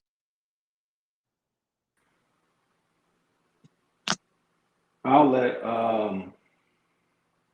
old boy ask his question. I know he want to get it out, so I'll let him ask Okay. his question first. All right, Jack, get your question in, brother. Okay. Question is, what if the roles were reversed? If a if a woman was touching on a man's, you know, and it was touching on a man's butt and everything else, Santana, would that what is that? What if the roles were reversed? What do you mean? Is you talking about like if the woman was a security guard and touching on the Yeah, guys? yeah. Same thing. Doing inappropriate because listen, brother, there's we can't always just point the finger at the male, for why the women are behaving like this and everything else. I mean, you got hundreds of cases of female teachers doing inappropriate stuff to their students and everything else. That's not the man's fault. That isn't. Well, I'm gonna say this. This is the thing. I'm not gonna allow what he saw as a child to count because if I ain't made it clear over here at the Roger Report Live, we do not count children like we do adults. That's two different areas, and I'm not gonna even allow him to mess himself up with what he saw as a child. It don't count. He don't have the judgment to deal with something like that because he was a kid at the time. I've even Let me said ask you a stories, question, Raj. and I've always said that y'all keep this. This was me as a kid. Your mind works differently as a child. Okay, it Right. just is. So I don't. So adult stuff that's different than because I'm and he knows I've never tried to hold a child as accountable as I do adults. Now once you 18 and over, different story. You in the adult world, I ain't no excuses. But children, I'm giving children passes at the end of the day, or not just straight passes, but they're to be handled. Okay, they ain't made it yet. So Roger, you Roger, Roger, go let me ahead. ask you a question. Let's say if you had a daughter, right? And she went Mm-hmm. to a school where, for some reason they used metal detectors and he had to pat down and it was some men that was doing it. And your daughter, she like probably fully developed or whatever the case may be. Would you want to like go to that school and see how it's did, or would you be worried, or you know what I'm saying? No, I wouldn't be concerned. I could have my concern raised because my daughter would, what I'm saying, would have a relationship where she can come talk to me about anything. Plus, I've actually done security before, so I kind of know what should and shouldn't happen. You know what I'm saying? So, of course, I, as a person who is going to teach my daughter things to protect herself, I would already tell her what going through security should operate like. This is Answer how my it question. should be Answer handled. my question. Would you have even a little bit of concern or anything? No, I'm not gonna be concerned because I literally can teach my daughter how it should happen. And that way, if my daughter says something is wrong, then I know to investigate it. But my daughter personally will understand what going through security is supposed to be like because I've done it myself. You see what I'm saying? Okay. I've literally done it. I've worked security before, so I can I my or if you I know you're a newer person here. I believe the job of a parent is to make sure their children don't need them. So it is my job. If she's going through a high school with metal detectors and all that, I have to prepare her for what she's going to have to deal with. So therefore, I'm going to go over it with her. You know, I'm not going Yeah. to let the world teach her everything. I'm going to teach her as much myself as possible. Now, I can't say I'm going to teach my child everything. She ain't going to learn nothing from the world, but she definitely going to have a father on plenty of perspective. So my children will know how to deal with security and police. I actually going to do another show coming up soon about dealing with police. Yeah, I don't believe in letting your children find out stuff on their own. You teach them stuff ahead of time whenever possible. Yeah, I don't want this weird stigma attached to, black men when it comes to this sexual misconduct stuff, but it's like it's hard to even look the other way. It's kind of like it's kind of like one of them things where you don't even see men running a bunch of daycares. That's more of a woman thing. So if a man would do something like that, you would kind of look at him a certain way, like, you know what I'm saying? Like, what's to that? You know what I'm saying? No, I get what you're saying. And I'm gonna say if the men would run the daycare, it probably ran better. Truth be told. Now I Probably. actually know about no. Exactly. I actually know about men who run daycares. Exactly. They seem to be doing it up way Exactly. better than the women do it. Exactly. Okay, and that's just keeping it real. Okay. Now, I ain't saying if it would be done better or worse. I'm just saying like you would look at that a certain way. You would look at No, it more differently No, than you you will would look if a at I it a woman get did what certain it. you're way. saying because Okay. in society, there's a different view of women with children versus men with children. Society Some has a different view overall. I'm not saying somebody it's an intelligence view, but I do know it exists. I somebody understand where you come from. somebody said in the chat, men aren't men nurturers. Nah, I don't think This so. is, I remember, stay out my chat unless I'm I put it sorry. on the screen, y'all. I'm Stay out the sorry. chat because they're going to say anything in the chat. That's just what it is. They'll say anything in the chat. Not saying the person who said that said something wrong. I'm just saying people can come in because it could be a total person. It could be their first day. Ain't no telling what they may blur out in the chat. So if I don't put it on the screen, we You ain't think worried about women it are like more that. nurturers nowadays? Yeah. But Rael, go ahead with your opening statement then, Wow. because since we got this question out the way, because now we got Shark Sims here. Real quick, Kevin, if you're listening, you was having problems going in and out, bro. So you what you was trying to say couldn't really be made clear. I was trying to give you a signal to just simply make an adjustment. So come on back. If I kick somebody off the panel, that's because I'm trying to tell y'all to fix something, but you're not hearing me. And that's what was going on with Kevin. He wasn't hearing me say there was a problem because he kept on trying to talk. So obviously we couldn't communicate. But if I kick you off and ain't nobody took your soup, you know you're good. You come on right back. All right, go ahead, Rael. Peace, Riley. Peace of the panel. Peace of the chat. This is very dangerous uh, conversation because this is not a type of subject that you can inject your personal feelings into. You actually have to look at the actual record. Um, the reason why black men have such a negative reputation from a sexual standpoint had nothing to do with anything that took place in the course of human history. Um, it was because white feminists like Elizabeth Cady Stanton were pissed off that black men were the ones who got the right to vote before them. And so they went to the South and stoked tensions from the racist whites who had lost the Civil War and basically said that if y'all allow them to get political power, they're gonna do to white women what you did to their women. So this ultimately led to stuff like Birth of a Nation and stuff like that. So that's exactly where the sentiment comes from. It actually came from white feminists. And so with that being said, and the irony of it all is that people like Frederick Douglass actually push for uh, women, especially white women, to get the right to vote. And when black men got the right to vote, they basically betrayed them. Um, but this is very dangerous because, I mean, if you go back to what was the TV show on NBC, How to Catch a Predator? Majority of the people that was on that show that was getting caught was white guys, Indian guys, and Hispanic guys. Those were the majority of the people that was on that show getting caught. And so, even though every group is going to have that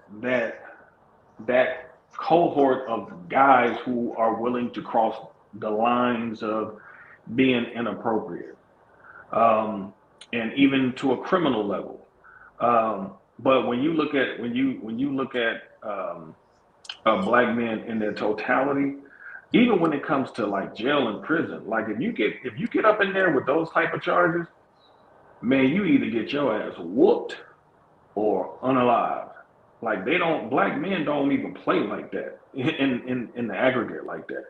So to have this idea that um, that is just a typical sentiment from black men, like hell, it does a disservice to yourself as a black man to even propose that being a norm when in reality that has never been a norm for black men. You have those types of dudes who are willing to cross that line. Those are those types of dudes, and they get dealt with accordingly. And my And that's real talk.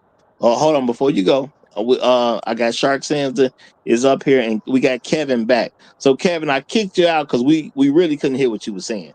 I So know I was in the back rows of Georgia. Y'all covered what I was gonna say about children.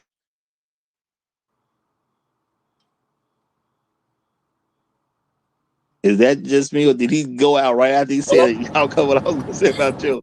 his ass out of there. All right, Shark. Yeah, Shark. He done got knocked out. Shark, go ahead with your opening statement, brother. Shark Sims, you in the okay? There you go. Peace, fellas. How y'all doing? Doing well. Peace, Sean.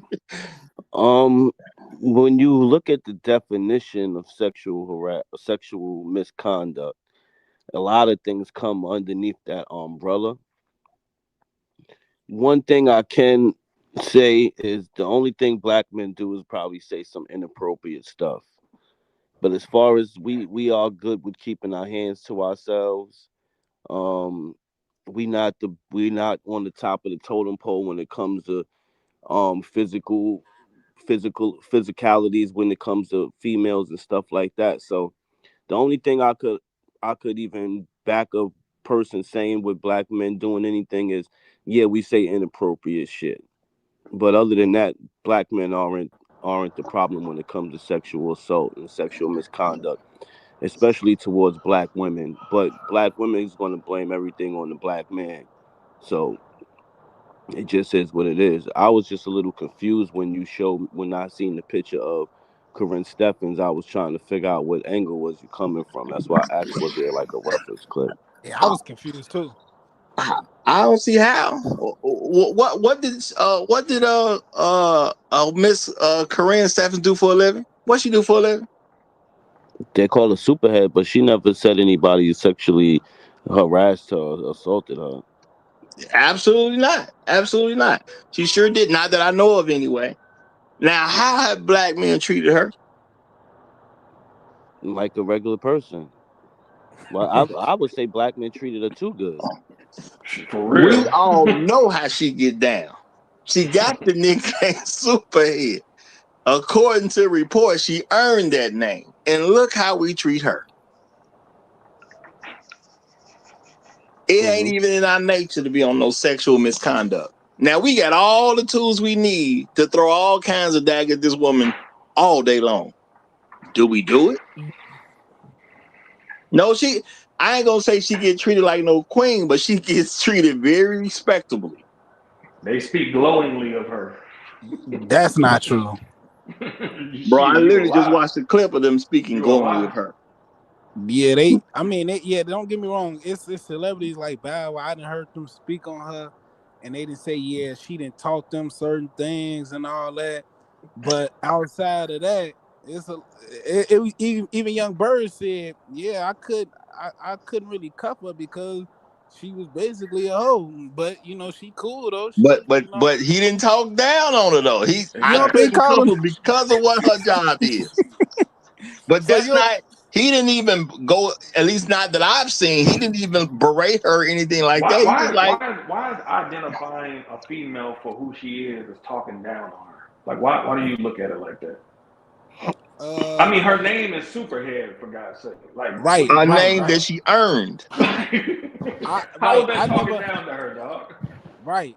I ain't gonna lie. It's like okay, it's like You it's supposed to kind of call her Queen? it's kind of touchy because is it because she dealt with celebrities and they talk about her like that is the reason why No, it's because she was a hoe, nigga. Bro, they called I Dr. don't J Dr. J because he earned that name. Dude, you don't know. You don't know. You don't. hold on. Let me ask you a question. You don't know the difference between the difference between a respectable lady and a hoe? You don't know the difference? What I'm saying is, outside the 3 celebrities she dealt with, I don't know who Three? else she's dealt You with. said Bro, she three? done put a whole book out. Man. All right, dog. Yo, she All right, literally dog. Santana. She literally just came out talking about she doesn't want to be called Superhead anymore, which shows Right. you that she was literally embracing the name Superhead for at least 2 decades, at least 20 years. She Can was She embracing was the letting name. Bill Maher smash, bro. let What are me you talking about? let me ask y'all a question. Do y'all think playing on a woman's psyche just to get sex from her is it's like You sexual think conquest somebody or had something? to Dude, prey on her stop, psyche bro. to have sex Stop. with her? Dude, stop. Dude, hold Bro, on, she hold on. charges money. No, Dude, wait. I'm no. asking a No, question. no, no, I no, no, no. Bro, Nah, she it's a charges money for disingenuous sex. How can question, you bro. even bring up Stop, preying bro. on somebody's psyche? She literally Thank charges you. money for sex. Nah, Roger, she don't charge money for sex. I'm Okay, she confused. was charging money for Nah, sex. how Superhead got the name. Irv Gotti was at a party. Irv Gotti, a couple guys is at a party. She did some kind of grimy act to some dude. I think stole something. Right. So next time somebody seen her, they was like, "Yo, what she doing here? She can't be around." I think this was on one of the music video shoots. It's like she can't be around because she didn't did some grimy stuff. She got to be up. She got to get up out of here. She literally asked Irv Gotti to not kick her out, and she will do anything. Irv Gotti out his mouth, he said, "Well, I told her she gotta suck off everybody on set." He said he didn't think she would even agree to it. That's why he said it so he could get her up out of there. She said, "Okay." After that, her name was Superhead. After that, she embraced the name. No one paid her to do anything. The lust for females to be inside of this industry, and the lust for them to get attention and have recognition is what causes that, and what causes a mass of these females to do what they do. All right. Right. Well, let's get some clarification. Let's get some clarification. Right. You clearly just told a story about how she earned the name Superhead. Yes. That's what that clearly was. Hmm. Now, I'm saying she charged people for sex because that's what she said. I watched her do interviews about the stuff she put in her own book. I watched other people who have engaged with her. She literally charged money for sex. So yeah, those two different things happen at two different times, but they Copy. both include her. And my thing is, how can we talk about a person? We were just talking about a person who literally charges money for sex. And then somebody say, what about preying on somebody's mind? I mean, You for don't prey real, on bro. the mind of a person who's charging you for sex. Jesus You know, Christ, you, bro. you can say maybe you preyed on somebody, you trying to convince them to have sex with you, but we can't act like somebody who charging for sex is being preyed upon. No, that's somebody who's advertising, and they advertising may work. That's all her advertising work, because she got what she needed to get from more than one celebrity, and she betrayed their trust because she put a book out about it. She embraced the name. She embraced it. Hmm. She It's embraced it. actually sad because when you look at it, it's a lot of black men even in the industry that got they butt tampered with and all of that. You don't be hearing names about them, but you they throw these black women out here and they throw names on them. Well, So well, well, who threw Oh her my anywhere, God. bro? We just heard the story about how she got the name Super. A She dude wrote a made a book, request dude. that was so ridiculous he didn't think somebody would take it, and she was like, "Cool, I got you." Ain't And nobody threw nobody nobody anywhere. She wrote a and the book thing about that her put her shit, on bro. Front Street was the book that she actually wrote, talking about her different conquests with different men inside of the industry. So nobody put her out there like that. It would be different if Tyler Perry put his book out talking about his different conquests with men, and we just overlooked everything he said in the book because they were men. No, she told us what she did with these guys, and even some of the guys that she talked about in the video, talking about they was getting their booties tampered with. Nobody overlooked the stuff that she said about them. We Yeah, still we still look at them to this day as, yeah, son, kind of funny. Right. yeah. And it's And not it's how not did like the somebody average put black her man. out It's when she wrote the book? right. But it's not like the average black but man. that's when they But that's when they already put her out there. So it's How kind they of like put her out there? How They did they was put her keeping it, out there, bro? bro. They was How? keeping it a secret. They had an issue because she betrayed their trust. Right. She What are the you one talking that about? spilled the beans, bro. what I'm saying is that her image No, was you gotta already. no. You No, gotta bro, stop there, bro. listen, bro. You Listen, gotta what I'm stop saying there, is bro. No, that because you keep going on and on. No, You gotta stop I'm right not there. going on and on. no, What no, are you no. Yes, talking you about? are, bro. Because Santana. hold on, because you said they put her out there. No, they did Yeah. not, bro. She wrote the book, and she was the one that put them out there. And what I'm She put telling them you out is, there.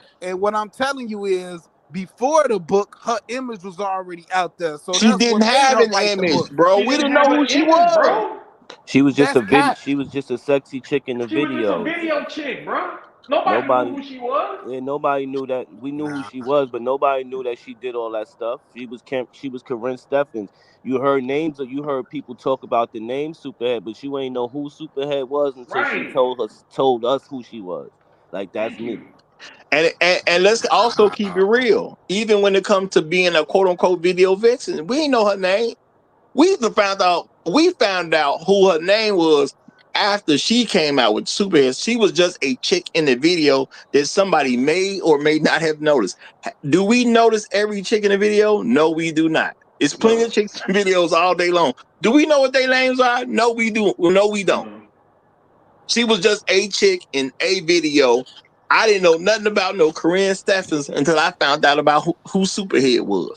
Who told me they was Superhead? She did. Look, a lot of these What was the issue when she started saying stuff? People who wanted their names out the spotlight, names got drugged in the spotlight by her. video vixen chicks anyway are somewhat are prostitutes and all that, and just trying to get money No, off no, no. some of It these was fucking. prostitution. People literally, after people got forced into the pub, they literally started telling what happened. So it was prostitution. Yeah, She got paid Hold on, and she performed Superhead. back. Superhead changed the game because really before Superhead, because everybody like to point to Kim Kardashian. No, you got to go before her. yeah. Superhead is the one that made this whole shit palatable as a way of living across the board. Before her, chicks was still trying to keep that shit hush hush beneath the scenes. So you didn't know anything about these chicks. You had to be connected to dudes in the industry. They'll tell you stories like, yeah, man, this is one chick, man. She be serving niggas like a mug. But you had to be connected to the industry like that. The average dude didn't know any of these chicks personally. They didn't know what they was getting on like that. That's just what it was. She was the one that brought all of the whole shit above board and start getting clout off of being a hoe. Because before then, you didn't get clout off of being a hoe. Like you got criticized by dudes. Like once dudes recognized and found out you was on some whole shit, dudes, man, would either just they'll still probably smash you or they'll just back up off you, especially if they was trying to take you seriously. If they were trying to take you seriously and they found out you was a hoe, man, most of the time dudes will back up off you because they were like, nah, man, I ain't trying to get down with no chick like that. She made it to the point where being a hoe, you could clout chase off of that. Where you think Kim Kardashian got her idea to even be on it like that? She got that shit from Superhead, dog. Yeah. Now let's be realistic. The problem with this is we're trying to, well, through Santana, we're trying to act like somehow she's been involved in sexual misconduct when she literally sold herself to me. That's not sexual misconduct on any man's part. A woman told them, if you pay this amount of money, I will have sex with you or perform sexual acts. How can we act like there's misconduct when she's selling herself? Thank you. You sell something, people buy it. Just is what it is. So my thing is, this has nothing to do with sexual Somebody need to misconduct. mute up. Now, Somebody need to mute up. interestingly enough, people looked at that picture. I didn't say nothing about this woman. Somebody's People mic looked is at that on. picture and seen how ridiculous the concept is. Then now she get brought to the table. I ain't say nothing about the woman. It was just a good picture to use. But we know what's going on in the background. Tell y'all, subconscious rules you. Nobody had to mention her. But now we trying to defend a woman who's literally selling her body for money. And we're going to pretend somebody did misconduct to her? Come on now. No, Yeah, that's because not true, hold on, Roger. because I you didn't gotta even. No, you that's gotta not take true, Roger. I didn't even hold bring on. it up. Somebody else brought it up, and he said he seen the picture and he was confused. I agree with him that I was confused too. That's all. I ain't Well, trying to defend her. well, my thing is I just used the picture because it was a good picture to use. Okay. I think it was a nice picture of her to use. It's not even a bad picture of her to use. She ain't even sexual in the picture.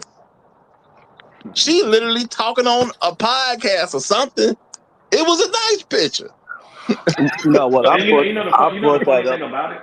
You I know the brought funny thing about it. Oh my bad. Go ahead, Sharp. no, I could attest that I was the one that brought it up because I thought you was I thought you was saying she was on the podcast talking about she was sexually assaulted and and had sexual misconduct done to her. And I was like, I can't see that really happening. No. My bad, Ryo. But no, You know. go Yeah, ahead. go ahead, Ryan. But after Ryan, I want to get perfect timing in because he done came up. No, I was just gonna say like again, you got to go back to how things used to be. See, a lot of y'all younger cats don't understand like the game. See, y'all don't understand. See, I've been the freak me. I saw it all. It wasn't nobody was making them chicks do nothing, dog. Them chicks would get on top of cars, man, and twerk on the highway, bro. You know what I'm saying? Like this idea that guys are, you know, look, man, look. First of all, man, like these types of females, it's funny how when they get older, not gonna say a lot of them, but some of them will come out here and have regrets about what they did. You know what I'm saying? Because at a certain point, man, that whole shit, man, get old. I mean, it ain't really supposed to be something that's in style. But the problem is that a lot of times when they come out here after it's old and have regrets, they'll try to make it seem like, oh, these dudes did me wrong. Man, a lot of those chicks had no problem using their body, using their big asses to get on. They were no different than the white females in corporate America who was willing to get effed on to move up the corporate ladder. Ain't nobody looking at white females who was willing to be on casting couches as victims, dog.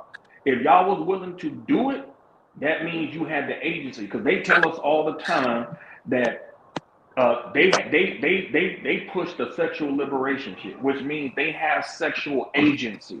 That means they are in control. Their body, their choice. So you can't say my body, my choice when I want to be a hoe. But then when we do what we do normally as men, when we think like men and say, okay, well, yeah, you could be a hoe. I ain't gonna marry you. I might smash you, but I ain't gonna marry you. And then you don't get what you think you're supposed to get because you're trying to use sex to get it because it don't work. Now you want to try to make it seem like you're a victim. Like, nah, and that's the problem. Like, we got to stop doing that. We used to do this type of stuff for younger chicks who might have met an older dude. That's why you had the statutory laws that met an older dude who would use their, you know what I'm saying, being older to their advantage and take advantage of a younger chick who don't know anything. We use that model for grown women who choose to be a hoe. Like that shit don't work, dog. It don't. Yeah. Let me get one quick question in to Santana, then I'm gonna move it to perfect time. Santana, the guy who hit the woman on the butt, because you said that was sexual misconduct. And see, there's always context to everything. Now you say it was a problem because he claimed he was reaching for a phone. So that implies that there was a problem.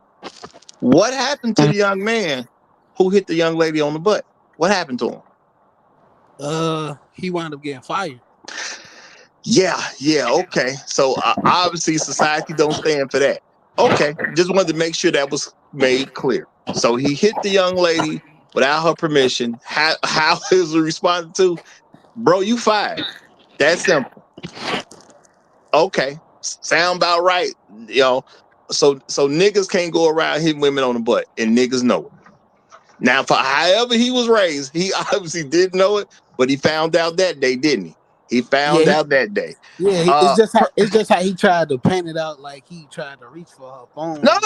It don't make no difference how he tried to paint out. He found out that day that that's not tolerated. Right. It's just what it is. I don't care if he was reaching for the phone. That shit was inappropriate. Should have got fired. But let him tell it though. That's kind of like not slapping on the ass. No, That's how they play, but they played in I'm that not type gonna of press manner. him to tell on himself. I don't expect you to tell on yourself. Okay, but the whole issue is no matter how he was raised, and on that day he came into the knowledge he was not gonna be out here touching on women's butts. We as a society is not gonna tolerate it. You out of a job, buddy. So it is what it is. And guess what? Ain't nobody giving no sympathy on the way out the door when they found out why he got fired. Let's just be real about that. Now, let me let perfect timing get in here. Because I'm trying to get people in when they come up. Okay, perfect timing, you got the flow. Salute. Good morning, y'all. Good morning, brother. I want to come in right now because I believe this is a great opportunity. I believe a lot of time Roger is riddles. It's a riddle in his title. Somebody got to mute up. There's a riddle in his title, and when you guys went into the picture, you had that discussion about Corinne. It made me think about the title, and that was a good question. And Shark, I'm gonna go into the definition too, but when you guys had that discussion, you basically answered the riddle, and basically what you guys just said is you can't sexually have misconduct or harass a 304. Basically, that's what I took away from extrapolated from the discussion, right? So that's basically the riddle. Today's topic: how many black women are Corinne Stephens? Like people say, I am Charlie Kirk. Well, how many black women are Corinne Stephens? And if we've just defined it, I believe we just solved the riddle, right?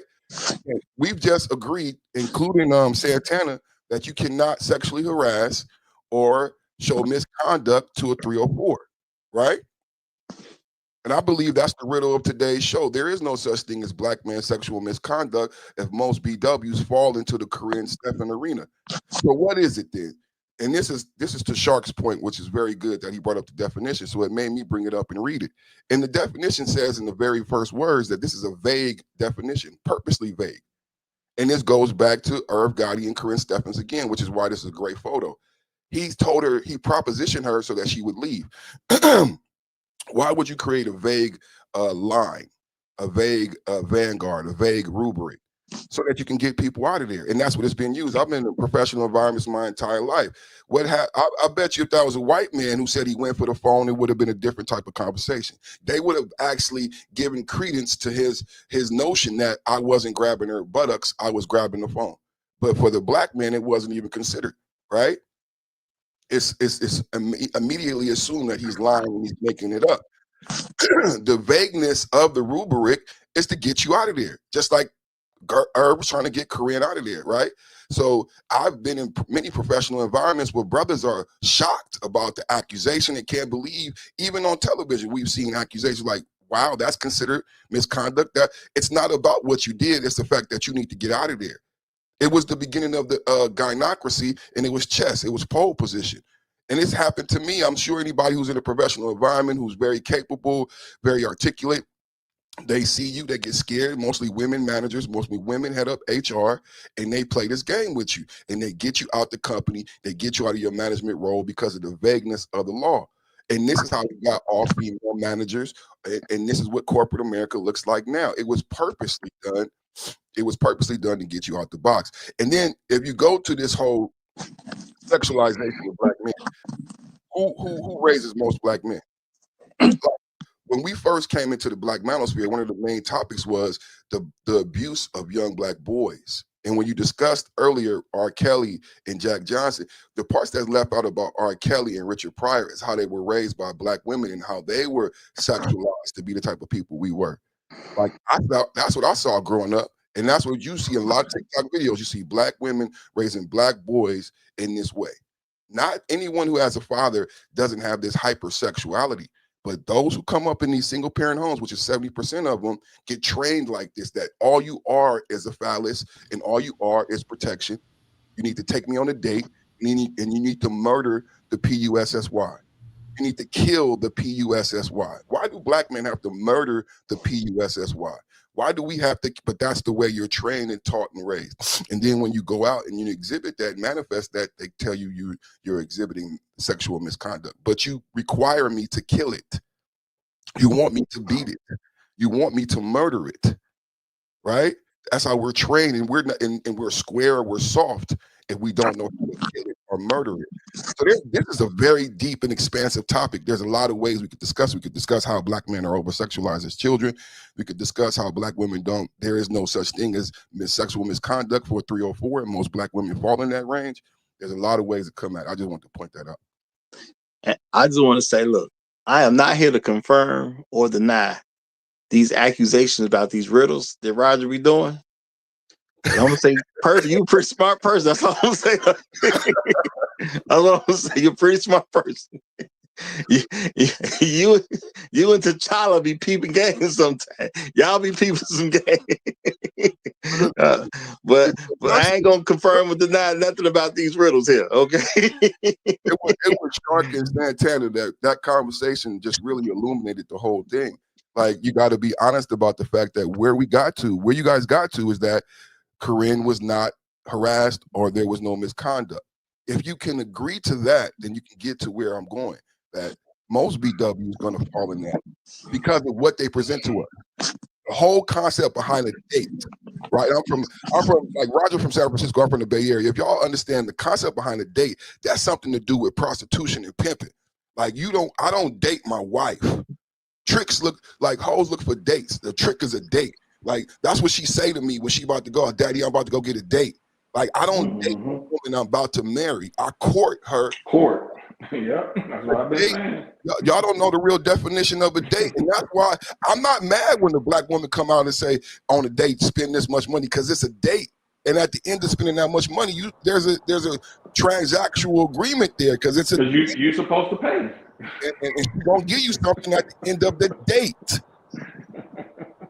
I got a nice little video coming up with some of that stuff in it, but moving right along, I do want to say this. Now, Santana, I'm not accusing nothing, and you know what, bro? Real talk, you have a perfect good right to defend Superhead if you want to. Anybody who wants to defend it is welcome to do so. But the only thing is, when you defend the person, then people gonna start looking at what the person did. Because you know what I'm saying? Because if you're gonna disagree with me, let me explain to you why I'm saying what I'm saying about this particular person. So it's gonna come up at the end of the day. Now, I'm gonna say, y'all, I just thought it was a nice picture to use. I knew who the person whose picture I'm putting up. I didn't know who she was, to be honest with you. But this ain't no bad picture. It's not even a sexualized picture of her. You know, it's just a nice picture of her to use. And at the end of the day, am I going to claim that she did something foul? No, because to my understanding, she ain't never tried to fool anybody. She made it perfectly clear what her purpose was and what she was charging, how she gonna do it. My only issue with her is that if they agreed to something in private, then she shouldn't have wrote no book about it, putting them people on blast. You know what I'm saying? Don't agree to privacy and then put people on blast later. But, you know, it is what it is. One of the most difficult things that black men have to deal with is trusting a black woman. That's a whole conversation in itself that we'll have again on this channel. Trusting women can be deadly for black men. Just is what it is. But when it comes down to it, women who are saying that they were involved with some type of sexual misconduct, and that's why I emphasize the fact that women say this stuff goes on for years. You're in a relationship with a man, but somehow there's sexual misconduct. How many years do you accept sexual misconduct? And I'm supposed to believe it's actually sexual misconduct.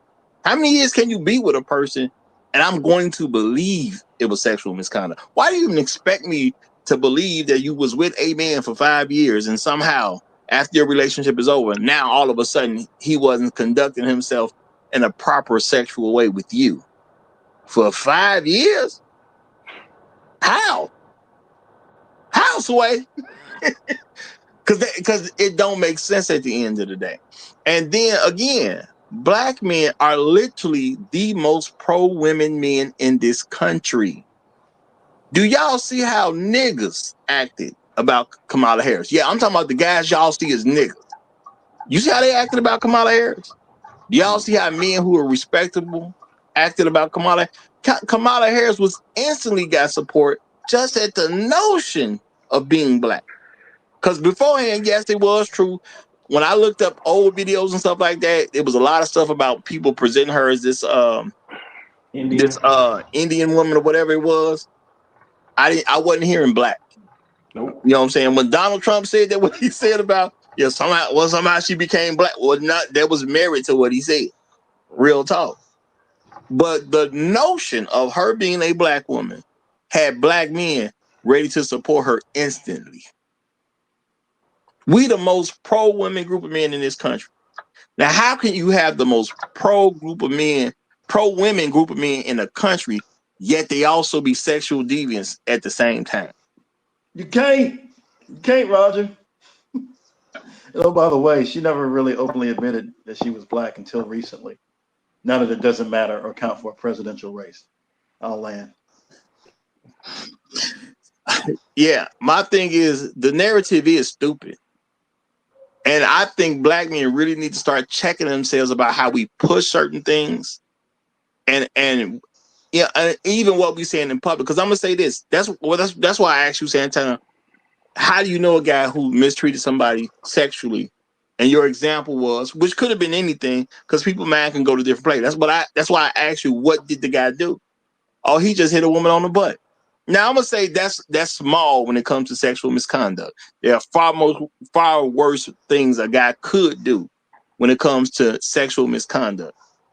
And I'm gonna say do the sucker anyway, because if I'm gonna hit you on the butt, I ain't gonna hit you on the butt and you got a phone in your pocket. I'm gonna hit you on the side with no phone. I'm gonna get some butt. That's what if I'm gonna do that, I'm gonna get some butt.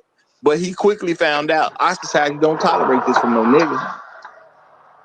Now, had he been something other than a nigga, this might not have been a problem at all. Because for it to be a problem, more than likely she makes it a problem based on how she screams, reacts, or whatever the case is. Now, if this a non-black man, it probably wouldn't have been a problem at all. Have I been places where I've seen white men slap people on the butt? Sure. Yes, I had literally seen it myself. Do I see problems come from it? No, I don't. No, but see, it's not even so much of like I don't care if she's been selling ass for 20 years. I'm never going to be the kind of guy that thinks like, oh, well, just because she's on that, I could just touch her. No, I'm never going to be that kind of guy.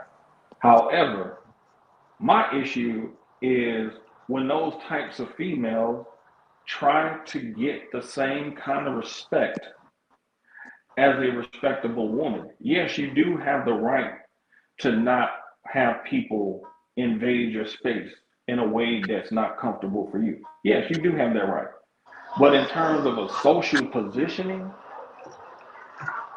if what they're saying is true, why do females typically hide their body count? Because they know that shit ain't respectable. So if you know it's not respectable, why y'all get mad when we judge you as not being a respectable woman because you can have 15 and 20 different pipes in your mouth? Like, no, that's what we're supposed to do as men. We are the ones who set the standard and set the tone. And if we send a message to good females that we will reward some of the worst types of females with marriage and shit like that, then what is the incentive for females to be good women? Exactly. If we're going to reward bad women with the highest honor that men can honor a female with, which is marriage. They're looking at it like that, and a lot of dudes don't understand that. This is why we've been sitting here perplexed, looking at these chicks like when they've been saying for the last 10, 12 years, hoes is winning. I'm like, do you see the marriage rate? Do you see the marriage rate in Black America? No, they're not. Yeah, we can't see the victory. Cassie got 30 billion. Cassie got 30 billion. Shit. Yeah, Well, we can't see the victory. I think they looking at it more like whoever gets the most attention, that's who gets the respect from men. And that's really what they aim to have. Children need attention. Women need leadership from a husband. If you're still looking for attention as a grown woman, that means you ain't grown up.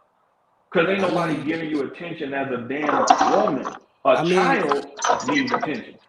I mean, that just goes back to the Aisha Curry thing, where to them, whoever gets the most attention, those are who the men desire. And since the men give the attention to the hoes, that's, you know what I'm saying, that's how they gonna look at it. Yeah, it's a generational thing because attention is currency now, right? Yes. Why they Yeah. all date the same, which is why they all date the same women. From our perspective, that's kind of gay, right?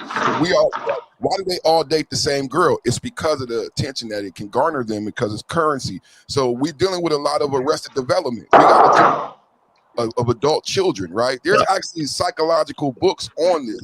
And I talk about it a lot. We got a mental illness problem in the country because what you guys are describing is arrested development because Rael was pointing on something that's true. It is childlike behavior when you do this attention seeking. I wouldn't let my child do it, right? But it's what social media and the internet has created a bunch of adult children. You factor that into the setback that we had. Yeah, the future is looking not kind of. It ain't so bright. Nah, but what I wanted to say about Rael is to his point, back to like the legislation, and when we talk about the gynocracy, this was the beginning of them saying and legislating their ability to be hoes. Do you guys understand that? Yes. Like, before this, the word Rael talks about it was actually legislated. That's why we had wives and mothers. They really legislatively didn't have a choice. They couldn't vote. They couldn't work. They couldn't do a lot of things. So they were forced into being a wife and a mother because that was the only job. This legislation that came that piggybacked on civil rights freed them and gave them the ability, like when they burnt bras, they called it sexual liberation. They called it. So we're living in a post era of this sexual liberation and freedom where the goal was to be a 304 and not be judged for it. And we're here now. And to speak to what Rael was, my bad, Rael. No, go ahead, Shark. I got it after you though. Go ahead. To speak to what Rael was saying and what Santana was saying, that whole hoes be winning thing is a real thing. And I used to bug out with it, right? And I used to say, what are y'all talking about? Like, how you figure hoes is winning? They don't want to be married. Like Perfect Time was just saying, they want to be hoes. So these is wholesome chicks that I thought was, college graduated, and they're talking about hoes is winning. And I'm looking at it like, how they winning? They not, but these women are getting attention. They're becoming famous. They have guys lusting after them, which falls back into yesterday's conversation. They have guys lusting after them. So the average female, she operates off of attention. Period. Yep. Period. Yep. Period. And making They a only lot get and married making because over it's a necessity for survival. But and they're making a lot of money doing this type of stuff. I mean, Well, my thing is, let's not. small There percentage, are very few who do. The other ones are just trying. It just is what it is. It's like the OnlyFans thing when they investigated who was making money on OnlyFans. Yeah, OnlyFans is an extension of the Kim Kardashian phenomenon. That's what it is. Yeah. But Roger, there's not only few who do. If there was only few who do make it from that, there would be a lot of black females straight up homeless, knocking on your car door with a squeegee. You don't understand how our craziness just enables just fuels just pays their rent and that minor stuff. What Sharp? Sharp, Hold on. I wanted to get something in because I remember I did say I was gonna go after Shark. I want to say this because I don't want this to be missed. Because Rael, you did say something, subtle, but it's extremely important. At the end of the day, this is how black men operate. We literally know women are hoes. We still we don't jump out the car. I know everybody else done did the same thing I did. You done been driving down the street and you seen these hoes on the street. Do you jump out your car and you touch it on these hoes? Do you get out your car and grab their breasts or something like that? We know actual prostitutes working and we still won't touch them without permission. Right. Not even saying we want to be around them. But if you are around them, you still ain't gonna touch them without permission. That's how respectable black men are when it comes to sexual conduct. Most black men, even ones raised by their mothers, they still were taught to put the woman in a position that's superior to your own. So even niggas raised by their mamas ain't trying to touch on a woman without permission. Now, I ain't gonna say they ain't trying to get the permission, but they ain't gonna touch it without permission. But go ahead, what you was gonna say, right here. I think Kev. Go ahead, Kev. Well, go ahead, Kev. Here's something that you guys haven't touched on yet. Do you know most black women will break up with you if you don't try to have sex with them?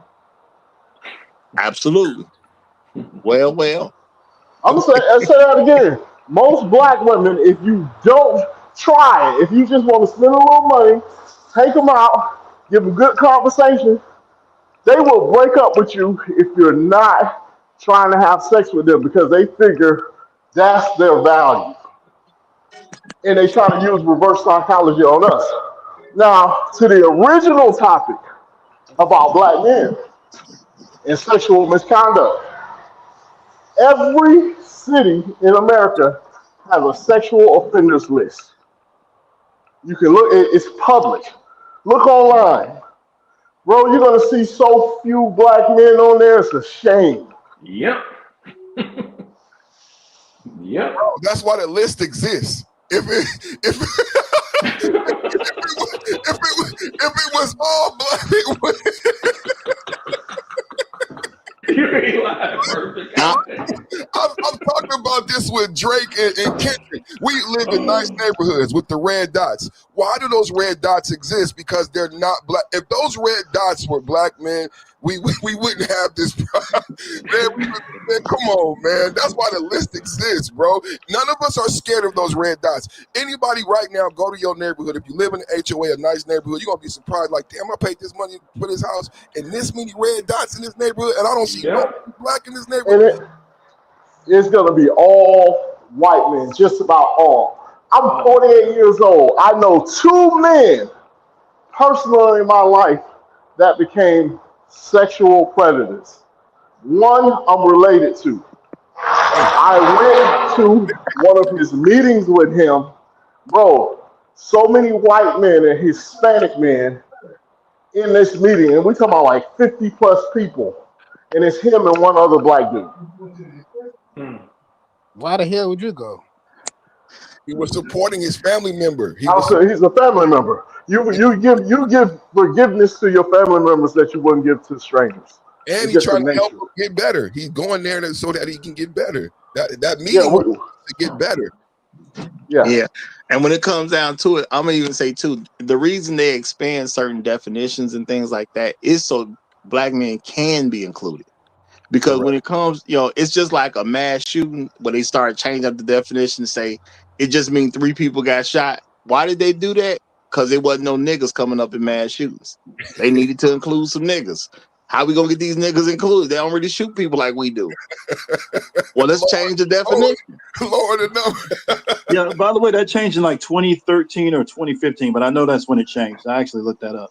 But it's a recent change. Yeah. They change definitions all the time so they can try to get black men to be on the stuff that they own. And the thing is, it's crazy because a lot of us, we buy into this stuff and you don't even see it going on in your everyday life. When something is prevalent, you ain't got to go looking for it. I don't have to look for a black single mother. They're going to simply show up. Right. You don't have to look for a black dope dealer. They're easy to find. The things that are prevalent just show up. Just is what it is, and unfortunately, a lot of people haven't been trained to see the world as it is. We're trained to see how the people on television told us it was. And even when it comes to social media, because perfect time, you said something earlier about how social media done taught these people to do X, Y, and Z. My thing is social media ain't teach nobody to do squat. These people are already like that, and now social media gave them a way to do it publicly. Right. They was like this already. Now they got social media so they can be that way publicly. First, they were just being that way privately. Which is why I say when it comes down to it, the people who were raised in this country have basically been taught to buy into an idea that white folks are superior because that's what this country pushes. The goal is for you to be a person to believe in a nonsense idea that white people are superior. Now, is there evidence of their superiority? I'm going to say no, Because anybody who's superior ain't looking to cheat other people because they already know they can beat you. It's like people try to convince me black men are so bad, but it's always a bunch of cops trying to set black men up. Why are you trying to set everybody up if these niggas is criminals like that? Because that's what you're telling me. These niggas is criminals. They criminals. Why you trying to plant drugs on them? Why you got claims on them about sexually assault women that ain't true? Why are you doing all this extra stuff? Why are you tampering evidence? If these niggas is just plain criminals, what you need to do all this extra stuff for? Now again, If I you ain't got no your rocket science, but that just makes sense to me. I mean, if you got your dad, your granddad, your uncles around you, man, you scared as hell to do some shit. You scared, dog. Like you scared. It ain't nothing like grown man, black man strength. Ain't nothing scarier than that shit. I'm gonna give you a prime example, dog. Remember the wrestler Ron Simmons? Remember that nigga? Oh yeah, that I'm talking dude about. bench like 600 pounds, bro. Hey, nigga, you got wrestlers that was like, hey, dog, he wasn't nothing to fuck around with, and they was big. They was like, but we was used coming up. We were used to having those kind of men with that kind of cadence. They might not have been as big as them, but they were strong. Man, they was in the church. A lot of them was in the church. Hey, man, you better toe the line, boy, because, like, you know what I'm saying? Like, they wasn't nothing to mess around with. They'll snatch you up, man, in front of your family, like, and your family be cool with it because they was with it too. So you like, as far as black men, like as far as being raised by true black men, ain't nobody scarier than that.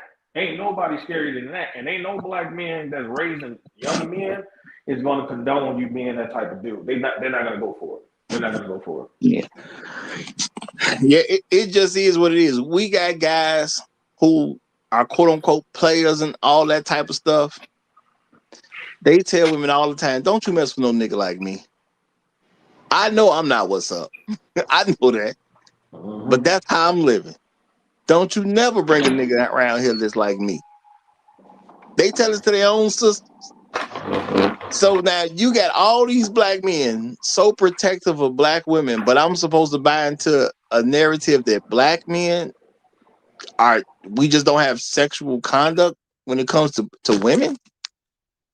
It just don't go together at the end of the day. The stats don't say it. The eye test don't say it. Have I seen women do some stuff that's no good? Yes. I can admit I've seen black men come to a high school to pick up girls. I can say that. I've seen that. Okay. Now, obviously, we live in a society where women condone that. So men who are going to go that far will go. But what's the thing behind black men? You let a black man know somebody touched his daughter and they was grown. He liable to kill a nigga. Like Roger, make it simple. Sexual misconduct is when you ugly. Correct.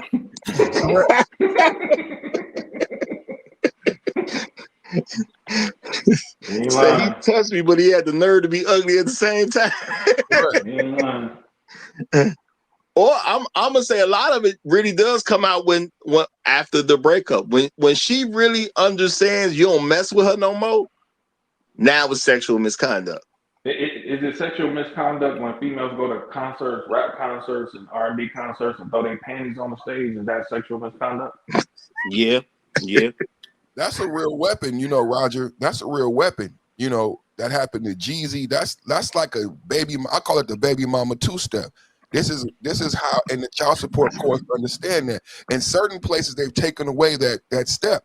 But filing harassment complaints after the breakup is part of the baby mama 1 too. Why? Because it gets you full custody, it gets you the most child support, and that's what they do. Despite whether or not it's true or not, when Jeezy got divorced, what's the first thing she did to get full custody? Even though you were married and happily married 2 days ago, the lawyer going to instruct you, file a sexual harassment complaint, and Why? That way you get the domicile. He can't come into the house. You get full cut, and then we'll work it out later whether or not he did it or not. But up front, right now, you file this complaint. I don't know how many of y'all been married with children, but that's part of it in a divorce or a breakup. And someone you've been in love with, that's the first thing she does, and that's why the topic is so vague. So, lawyers are actually instructing the women to actually do this. And so, because you've had some lawyers that actually come out and say this, actually admit it. I think there was a video on YouTube where they had an actual session where these lawyers was teaching other lawyers, like, this is how you get the win for your client by going in this direction. So, but the issue, what really more of the issue is that white men have benefited from this narrative because it's knocked black men out of position, because this is a really cheap way to defeat black men. Correct. And it worked for a long time until, the Me Too stuff happened. You know what I'm saying? And once the Me Too stuff happened, it was a snowball effect. And so now the question is, because a lot of times, like a lot of white men, they're willing to put this into effect to try to keep power. So are you willing to take the chance of your own sons getting caught up with this type of nonsense because you're so busy trying to keep power from black men? Like, damn, like you just want it all. Like you don't want to give up nothing. The answer is yes. That's I agree.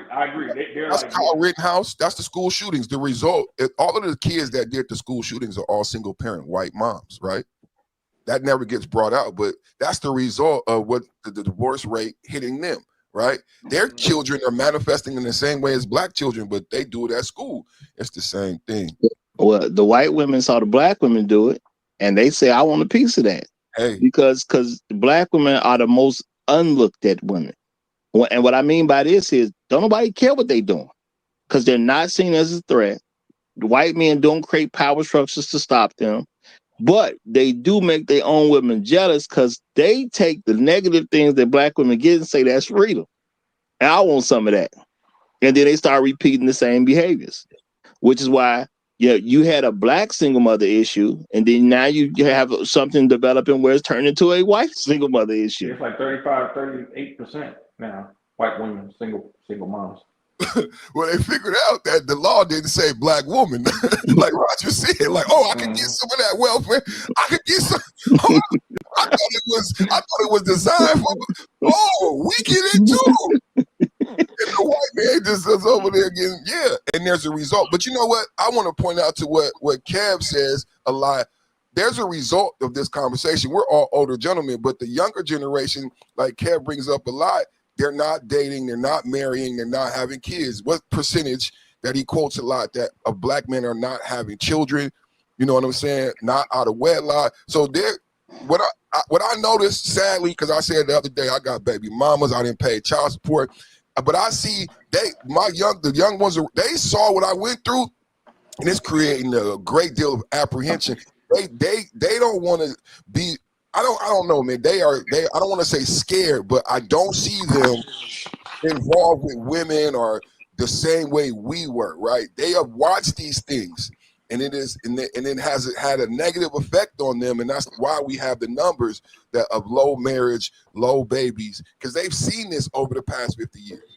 Well, when you grow up in the world, when you grow up in the world and you ask your uncle to buy you a bike, and your uncle say, well, I would love to get you that bike, but I'm paying child support. You see what I'm saying?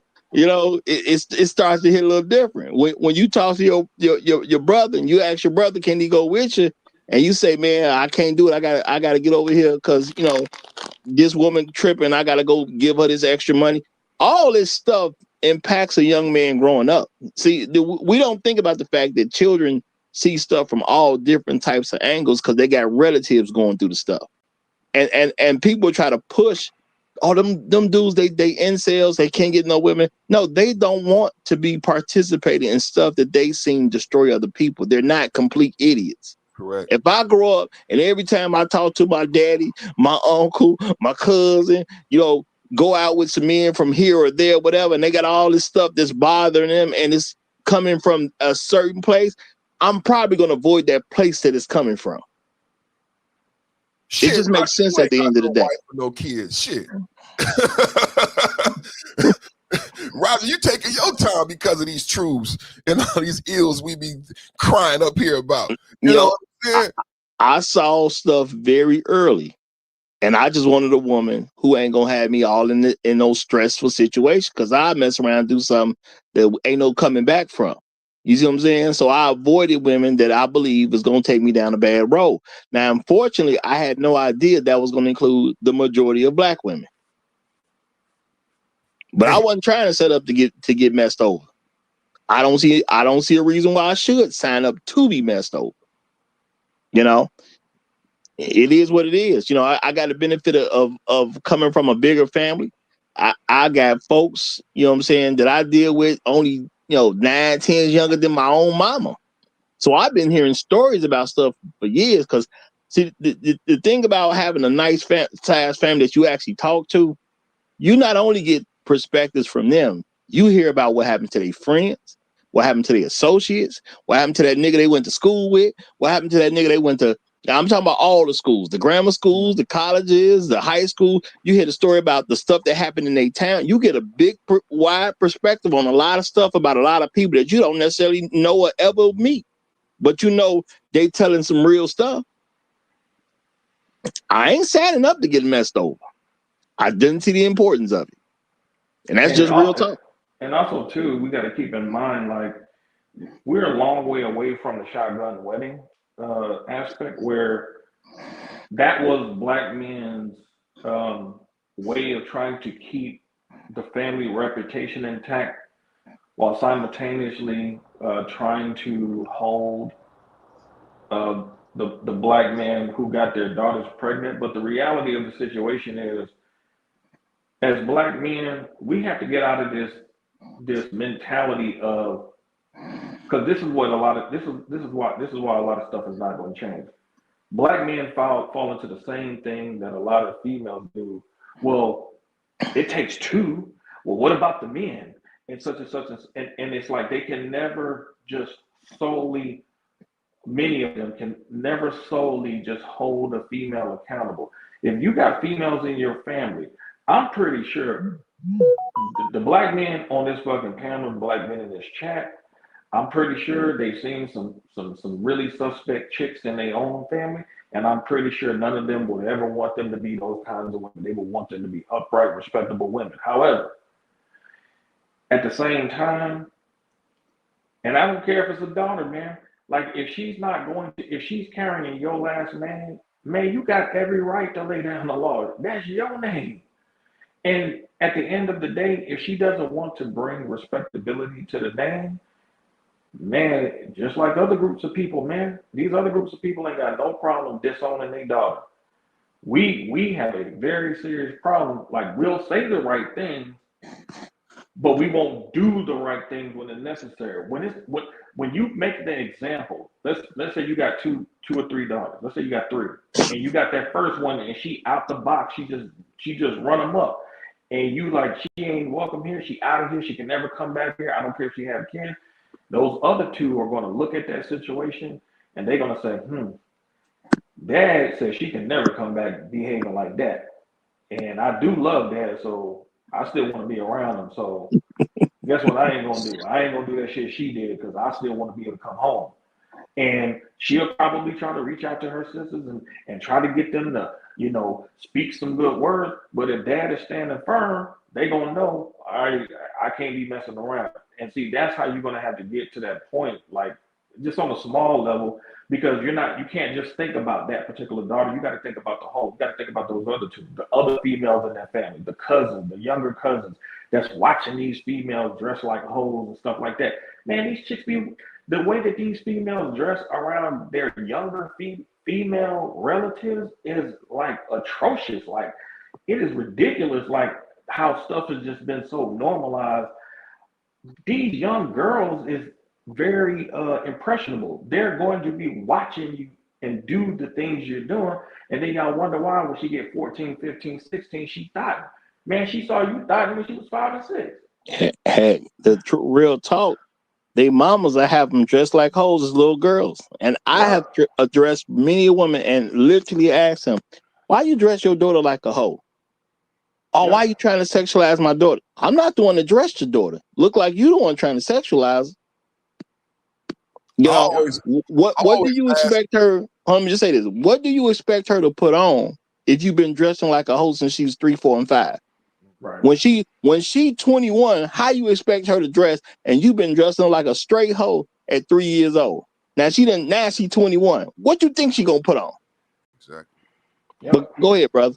I was gonna say, when did they start? I always be with my wife and I ask her, when did they start making the booty shorts for the 3 and 4-year-old? Because we'll be walking into the store and you'll see the mom and the daughter both in booty shorts, and they're manufactured. They're not cut off. They're made. They bought them in Target. Yeah. Mm-hmm. So I'm like, when did that start happening? Like, when did our society get to the point where this is even, they walking in with the leggings, they matching, they making baby leggings, 3 and 4-year-old leggings, 3 and 4, 5, 6, 8. You know when that happened? When they realized black women will put anything on their children. Black women are some of the biggest fucking consumers. I don't see Chinese little babies with that shit on. I don't even see the Puerto Rican little babies with that shit on. I only see little black girls with that stuff on. I live by 3 high schools. The shit these little black girls be wearing compared to the little Pakistani girl and the little Mexican girl and the little white girl in the hood, bro, it's us. I don't know. I love y'all to death, but I really don't know when we gonna realize we sleeping with the fucking enemy. Come on. The water is fine. I'm trying to tell y'all, the water is fine. Sand bunny, a salsa bunny, a snow bunny. What's come on, what's another one? A matcha bunny, you know what I'm saying? Whatever, a sushi bunny, whatever your flavor is, man. SYSBM, man. I keep telling Roger, man, Mei Ling, because I remember you told me you went to that wedding party of your partner, man, and he was real happy with his Mei Ling, and I want that for you, Roger. I want that for you getting your feet rubbed, you know what I'm saying, having your meals prepared for you. You didn't work a hard life. You deserve it, and I believe you deserve a woman who believes you deserve it. You know what I mean? And she out there, she just might not be peanut butter. You know what I'm saying? She might not be. You know what I'm saying? Nothing wrong with a sand bunny, salsa bunny.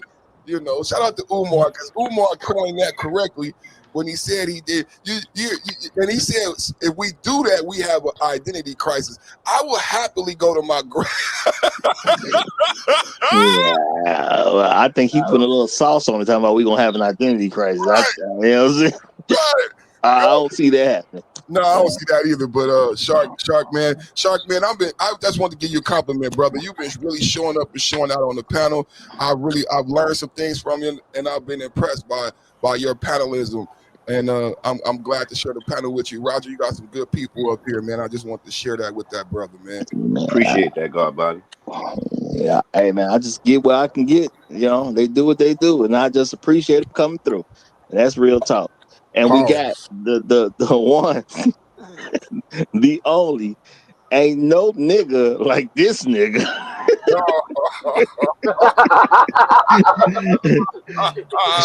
Shea Butter himself has the mic. Go ahead, my brother. Go ahead.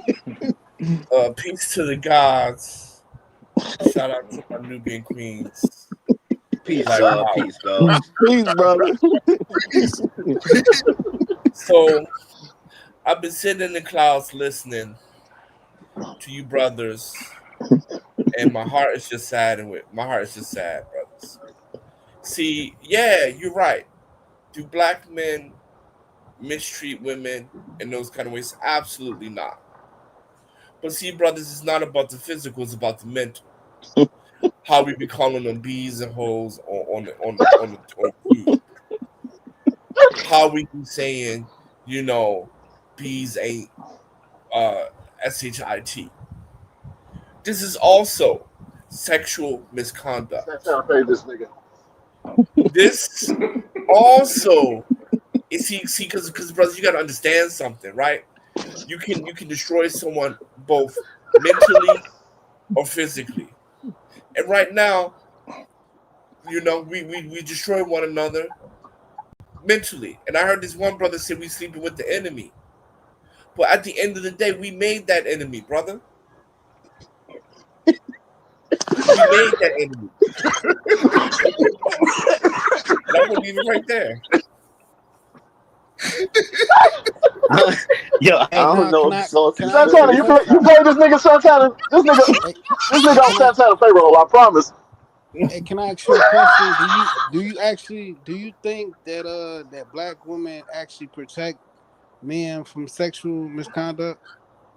Do black women protect men? No, but men are supposed to protect women, not women protecting men, my brother. I'm talking about in that specific category. Explain it to me.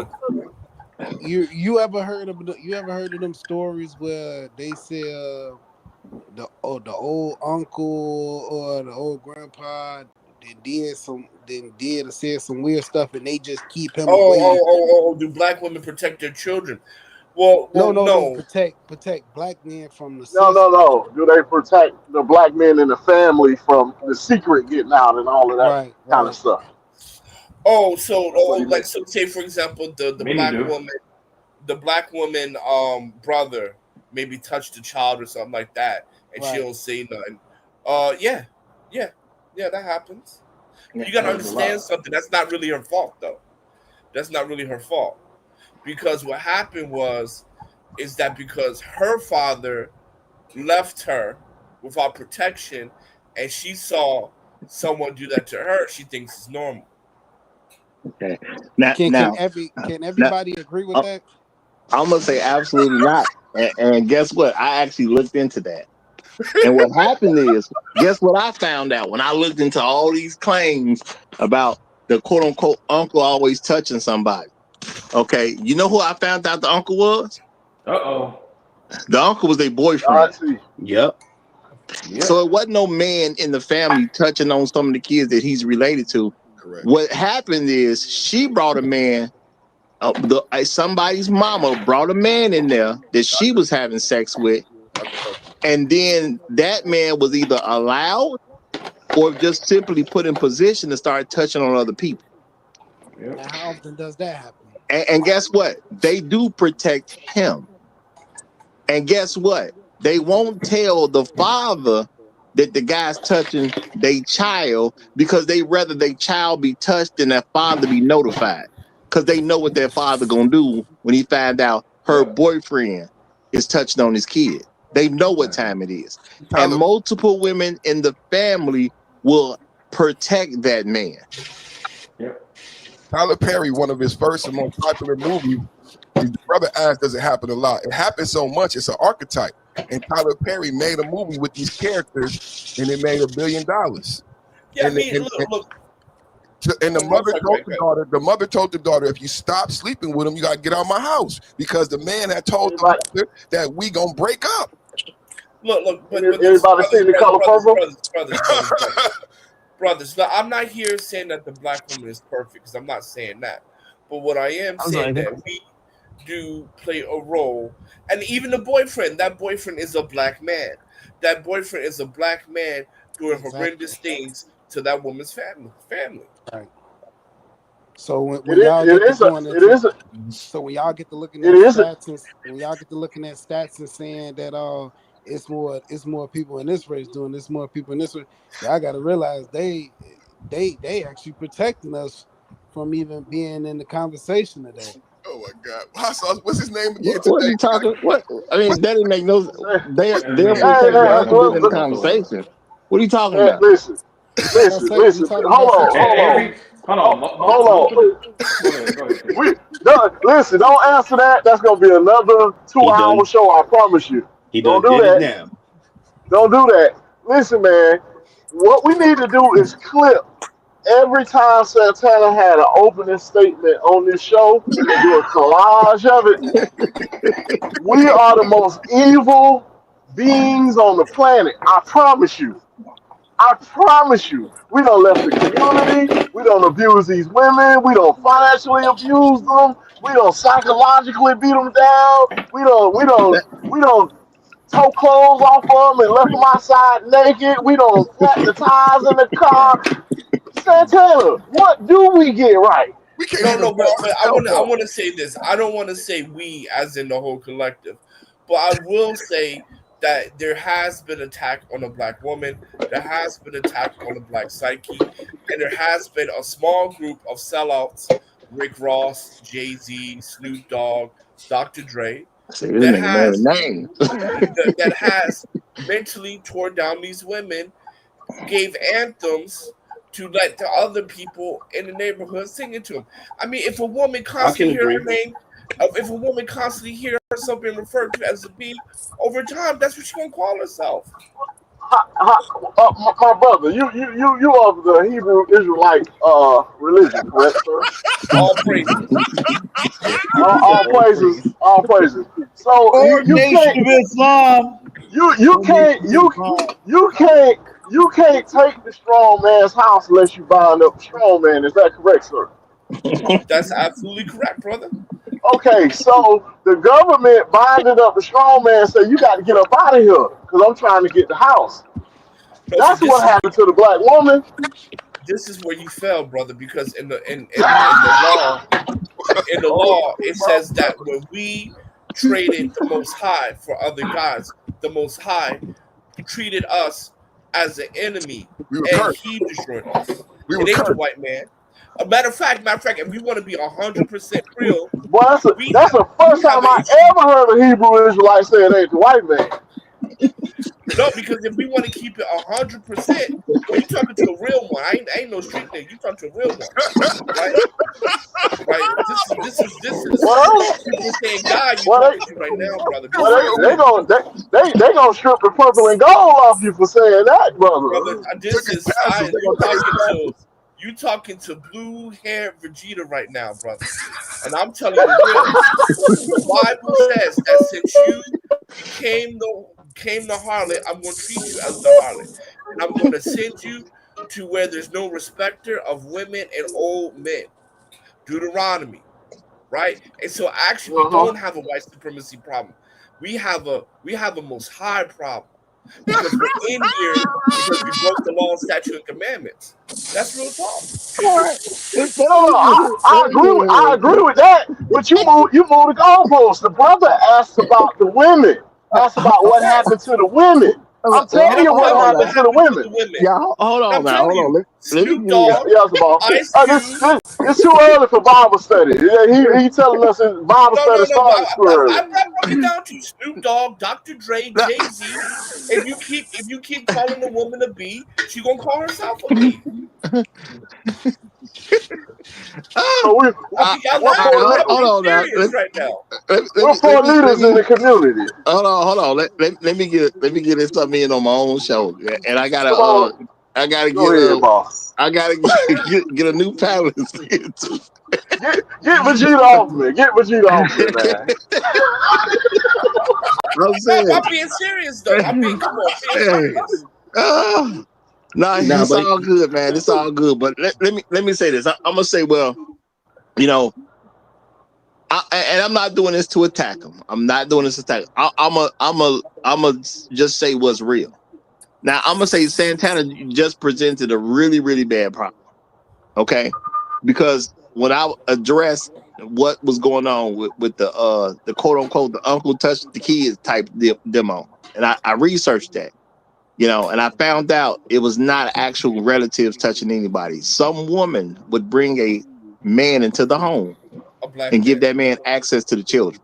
Whether she knew it was happening or didn't know what's happening, she brought that type of man into a home situation where he could actually get access to the children and quote unquote, do his misconduct. A black Now, man. the thing is, I also explained the women do protect that man. A They do black man. everything to make sure a father never finds out this stuff is going on. Some of this stuff is done deliberately. There's some cases out there where it wasn't done necessarily deliberately. But now people may say, well, how can you know it was done deliberately? Because a guy was paying bills and the woman said, rather than make the money I need to make for myself, I'd rather lean on this man and his income to pay for stuff around here. And the fact that he's touching on my kids, I'm just going to have to bear with that. Now, we live in a society where men can work, but women can work the same jobs that we get. They can open the same businesses we open. They can go to the same military we can go to. They can go to the same colleges or trade schools that we go to. So there is no, because she a woman, she can't do it. No, she prefers to lean on a man touching her own children than just go do what she needs to do for herself. Now, how did she get in that situation in the first place? She didn't want to listen to the man that she had the kids with. So I remove a better man so I can bring in a worse man, and then I'm gonna justify why I won't do anything about what the worst man is doing on something that I could have got from the first man. That's not fair, Roger. That's not fair. Oh, it's perfectly fair. No, it's not. It's because they're doing it. You're saying, okay, she rather, and this is not, and that's not all black women, man. That's not all black. We didn't say all black women. We talking about the women doing it. Okay, so well, so we for are every talking about our group. so okay, let me rearrange my position on that. You're okay. Well, I don't get no brother. I don't get no brother. Let me rearrange my position, brother. Okay, let me rearrange my position. Let that man moonwalk, brother. Let that man moonwalk. Let me reposition. Okay, the way, my good brother, you position this, you're saying that a large group, right, a substantial number of group of black women are allowing this to happen. A substantial group, so much that it affects the community as a whole. That's the way it comes off right now. Do I got that right? That group is large enough for there to be an ideal out there about black men and somebody uncle touching on kids. It's large enough for that to exist. Okay, so cool. So that's the baseline.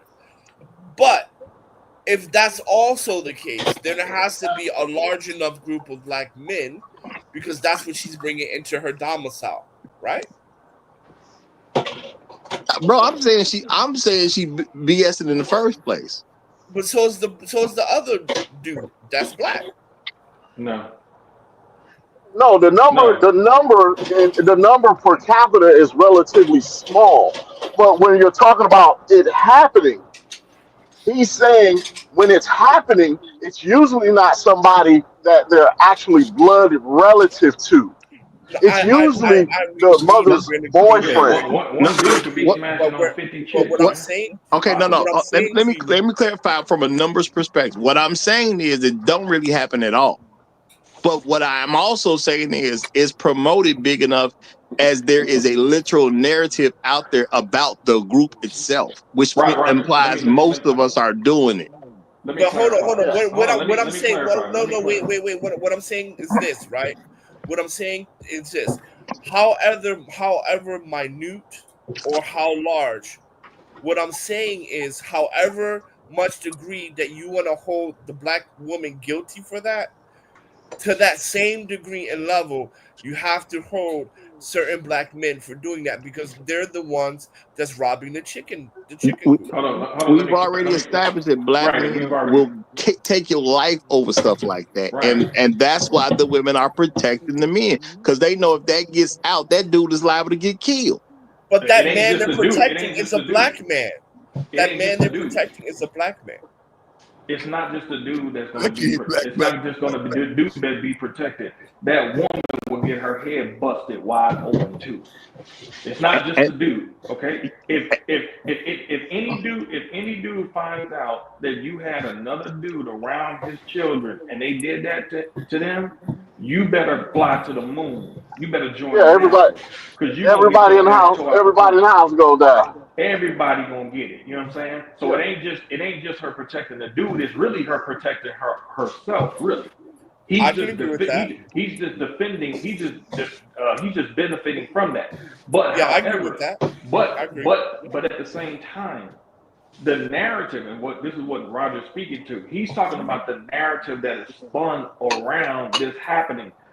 What happens is, from a legal standpoint, is that if these females give the men permission, that is consent based on the law. Mhm. That is considered consent. So based on how the law is written, it's considered consent. Without consent, it's considered statutory. So that's how she is able to be. Notice in all these situations, with these situations, why don't the female ever get caught up on negligence and stuff like that? Why? Because they actually are giving the approval of it happening. I got books Yeah. on psychology where female psychologists literally are talking about these women doing this. Well, I got If books you on if it. Well, hold but on. if you talk to the women, Hold on. Before you go respond, ahead. let me say my point was too that Santana, like you doing right now, they brushed over the fact that the women are actually creating these situations, Right. literally creating these situations. Because if I'm the monster touching kids, I can't get to the kids until the woman give me permission to get there. right, Yeah.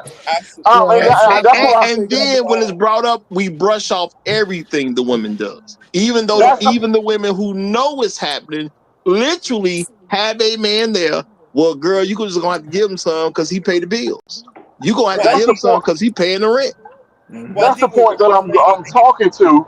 Is most men have dated a woman that has gone through that, and if they talk to you about it, they will tell you that their mothers knew, but their mothers chastised them for wanting to tell what Thank really you. happened when they were a child. Thank you. Thank you. so here's the situation. So first, I want to reply to Rael.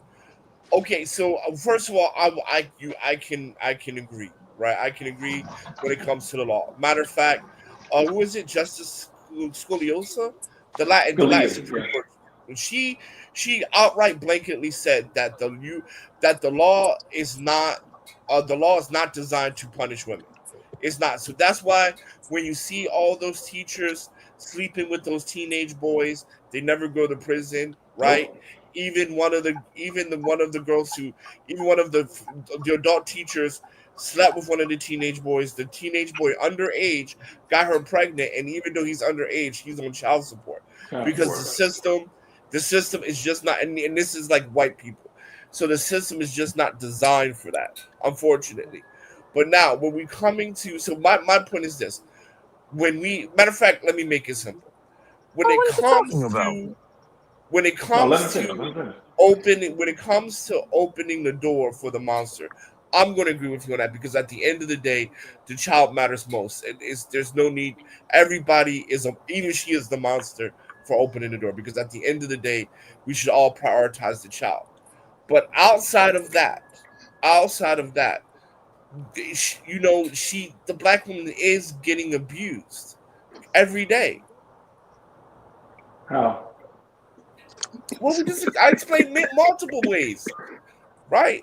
I How mean, so? I agree with you, but she don't have to listen. And I agree with you definitely when you said Biggie Small. I mean, like the Jay-Z, but she don't have to listen to that music. no, but come on, bro. It's permeated through TV. It's permeated through What? everyday Wait a minute. talk. You can No, still Oh, nobody all so is they all telling them bro. oh so Nobody they devices, is stupid telling now. people. They all them stupid. They No, stupid devices, now. all them no, no, devices no, you no, can no, hold on, no, hold on. no. Because on All the them one hand, devices you hold can on. On the literally one turn hand, off. hold on. On She the one subjects hand, we're herself to that. constantly talking about Hold females on, hold who on. Let claim Shark finish. Let Shark finish. nobody can tell them what to do. So if nobody can tell them what to do when it comes to the right shit, okay? We're talking about right type of behavior. We're not talking about wrong. If they're saying nobody can tell them what to do when people are trying to encourage them to be right, when they get the fallout from what their reputation becomes because they want to do it wrong, then they can't come back and say, "Well, it's because of the media." No, no. Even Kevin was Yeah, telling yeah. We can females. blame He the was telling. media. We Hold can on. blame the Even media. Kevin. Hold on. Even Kevin was telling black females, if you want a better reputation as women, you gotta actually take agency over your reputation based on your behavior. You got to take aim at your ethnic. You have to take care of your ethnic image.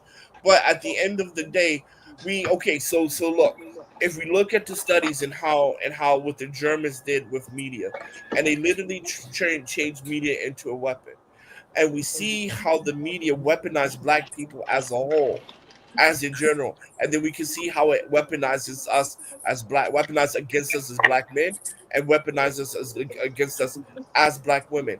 As we see this, we can blame the media because the media is a weapon that's No, being used you by white. Yeah, yes, absolutely. you can There's too yeah, much. you can. There's too. Oh, hold on, please let me land my plane. There is too much evidence on the power of media and the power of perception that can galvanize groups of people to say that media is negligible. But well, There's too much.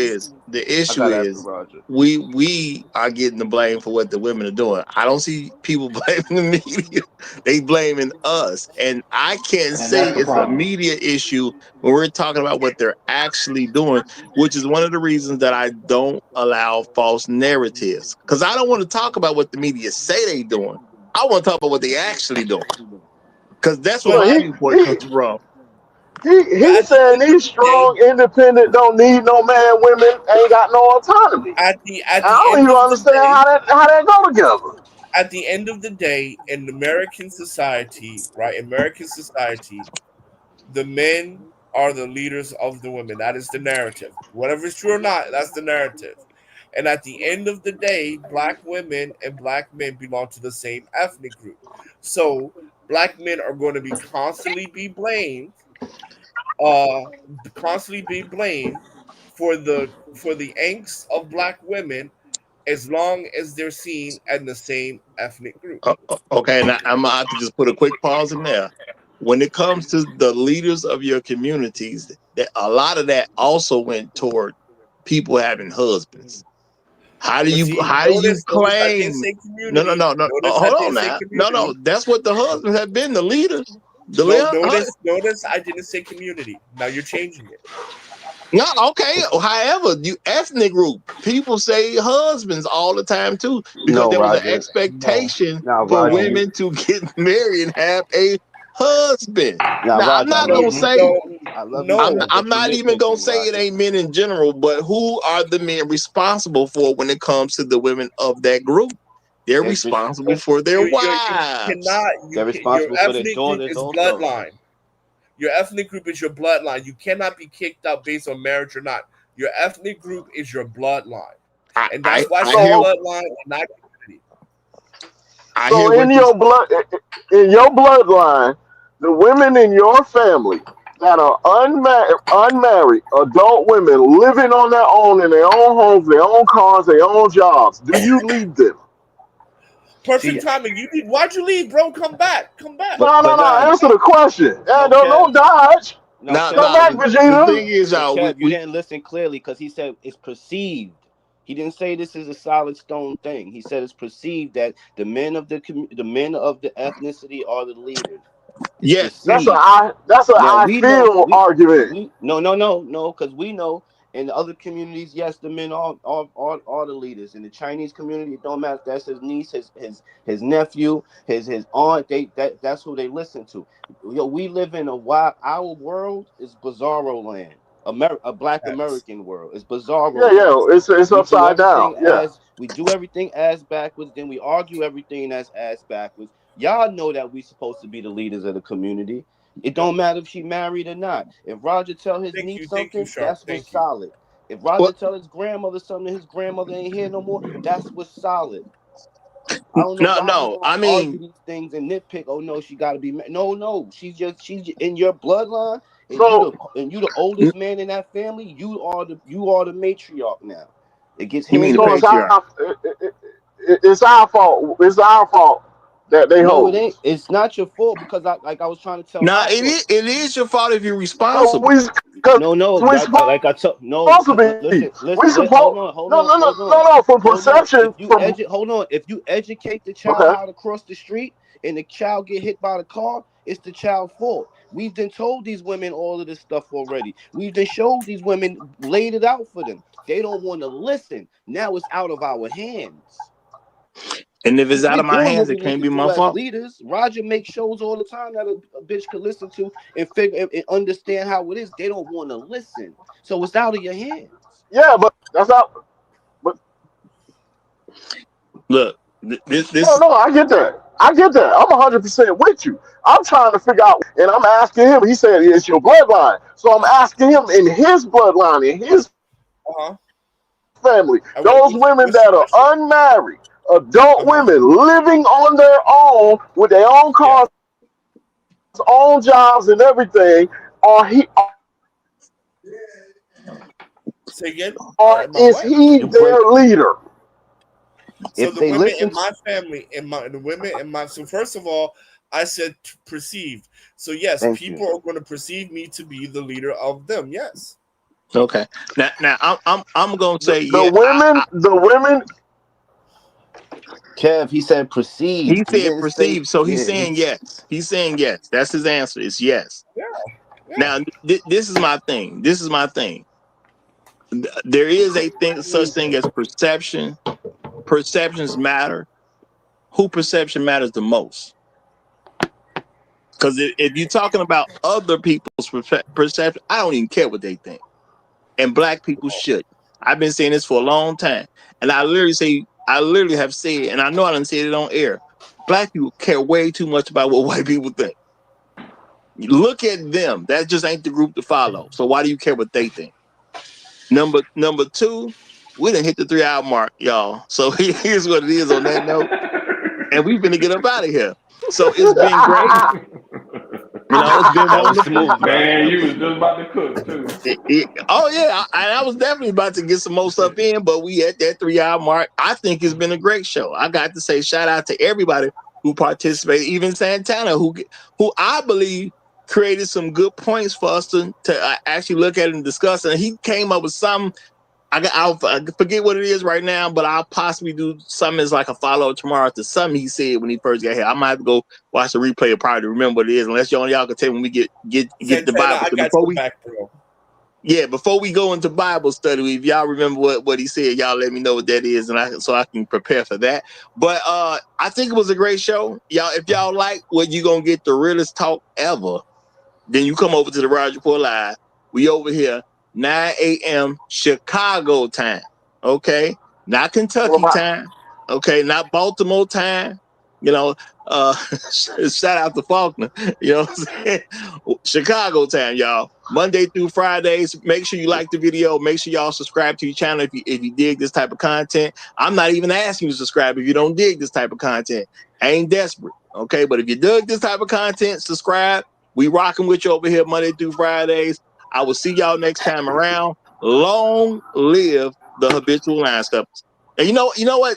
Dan, you know what I didn't do? Because we kept going. And I was trying to get this guy in. BBC long format. I never let you get an opening statement in. I kept stopping. Something happened where I never let you get over. And my apologies. I gotta let you say something before we go off air. I'm mostly here for the Bible study, but I gotta ask one question. Okay. What in the blue monkey mushu is this guy smoking over there in Puber's land? What is he talking about? Oh Well, man, He make it. He make. Broly been kicking his butt all day. He trying to The fight back. finest sativas. well, The finest ganja. What's if wrong my with memory them? correct, don't we get a lot of the opioids they fly into America? Well, we ain't gonna talk about all that. We ain't gonna talk about. We going to Y'all Bible trying to study, get me, y'all. y'all trying to get me messed up over there. We going to So Bible I don't study. know nothing about that. I don't know nothing about that. But Yeah. I'm saying I ain't gonna. Santana, I got your back. See, they try to get me locked up over here. See how niggas be? See how they be? Yeah, what we gonna do, y'all? We about to I get. I knew he We was going. on Santana payroll. He been off for a minute. What we He gonna needs some do? recalibration. Yeah, hey y'all, we finna start off in Ephesians 6 today. We starting in Ephesians 6 today, okay? And y'all have a good rest of y'all day. Subscribe to the channel, hit that like button. Long live the habitual line steppers. I'm Roger. I'm right, and I'm out. Y'all hold on. Where my good Bible at, y'all? Where my good Bible?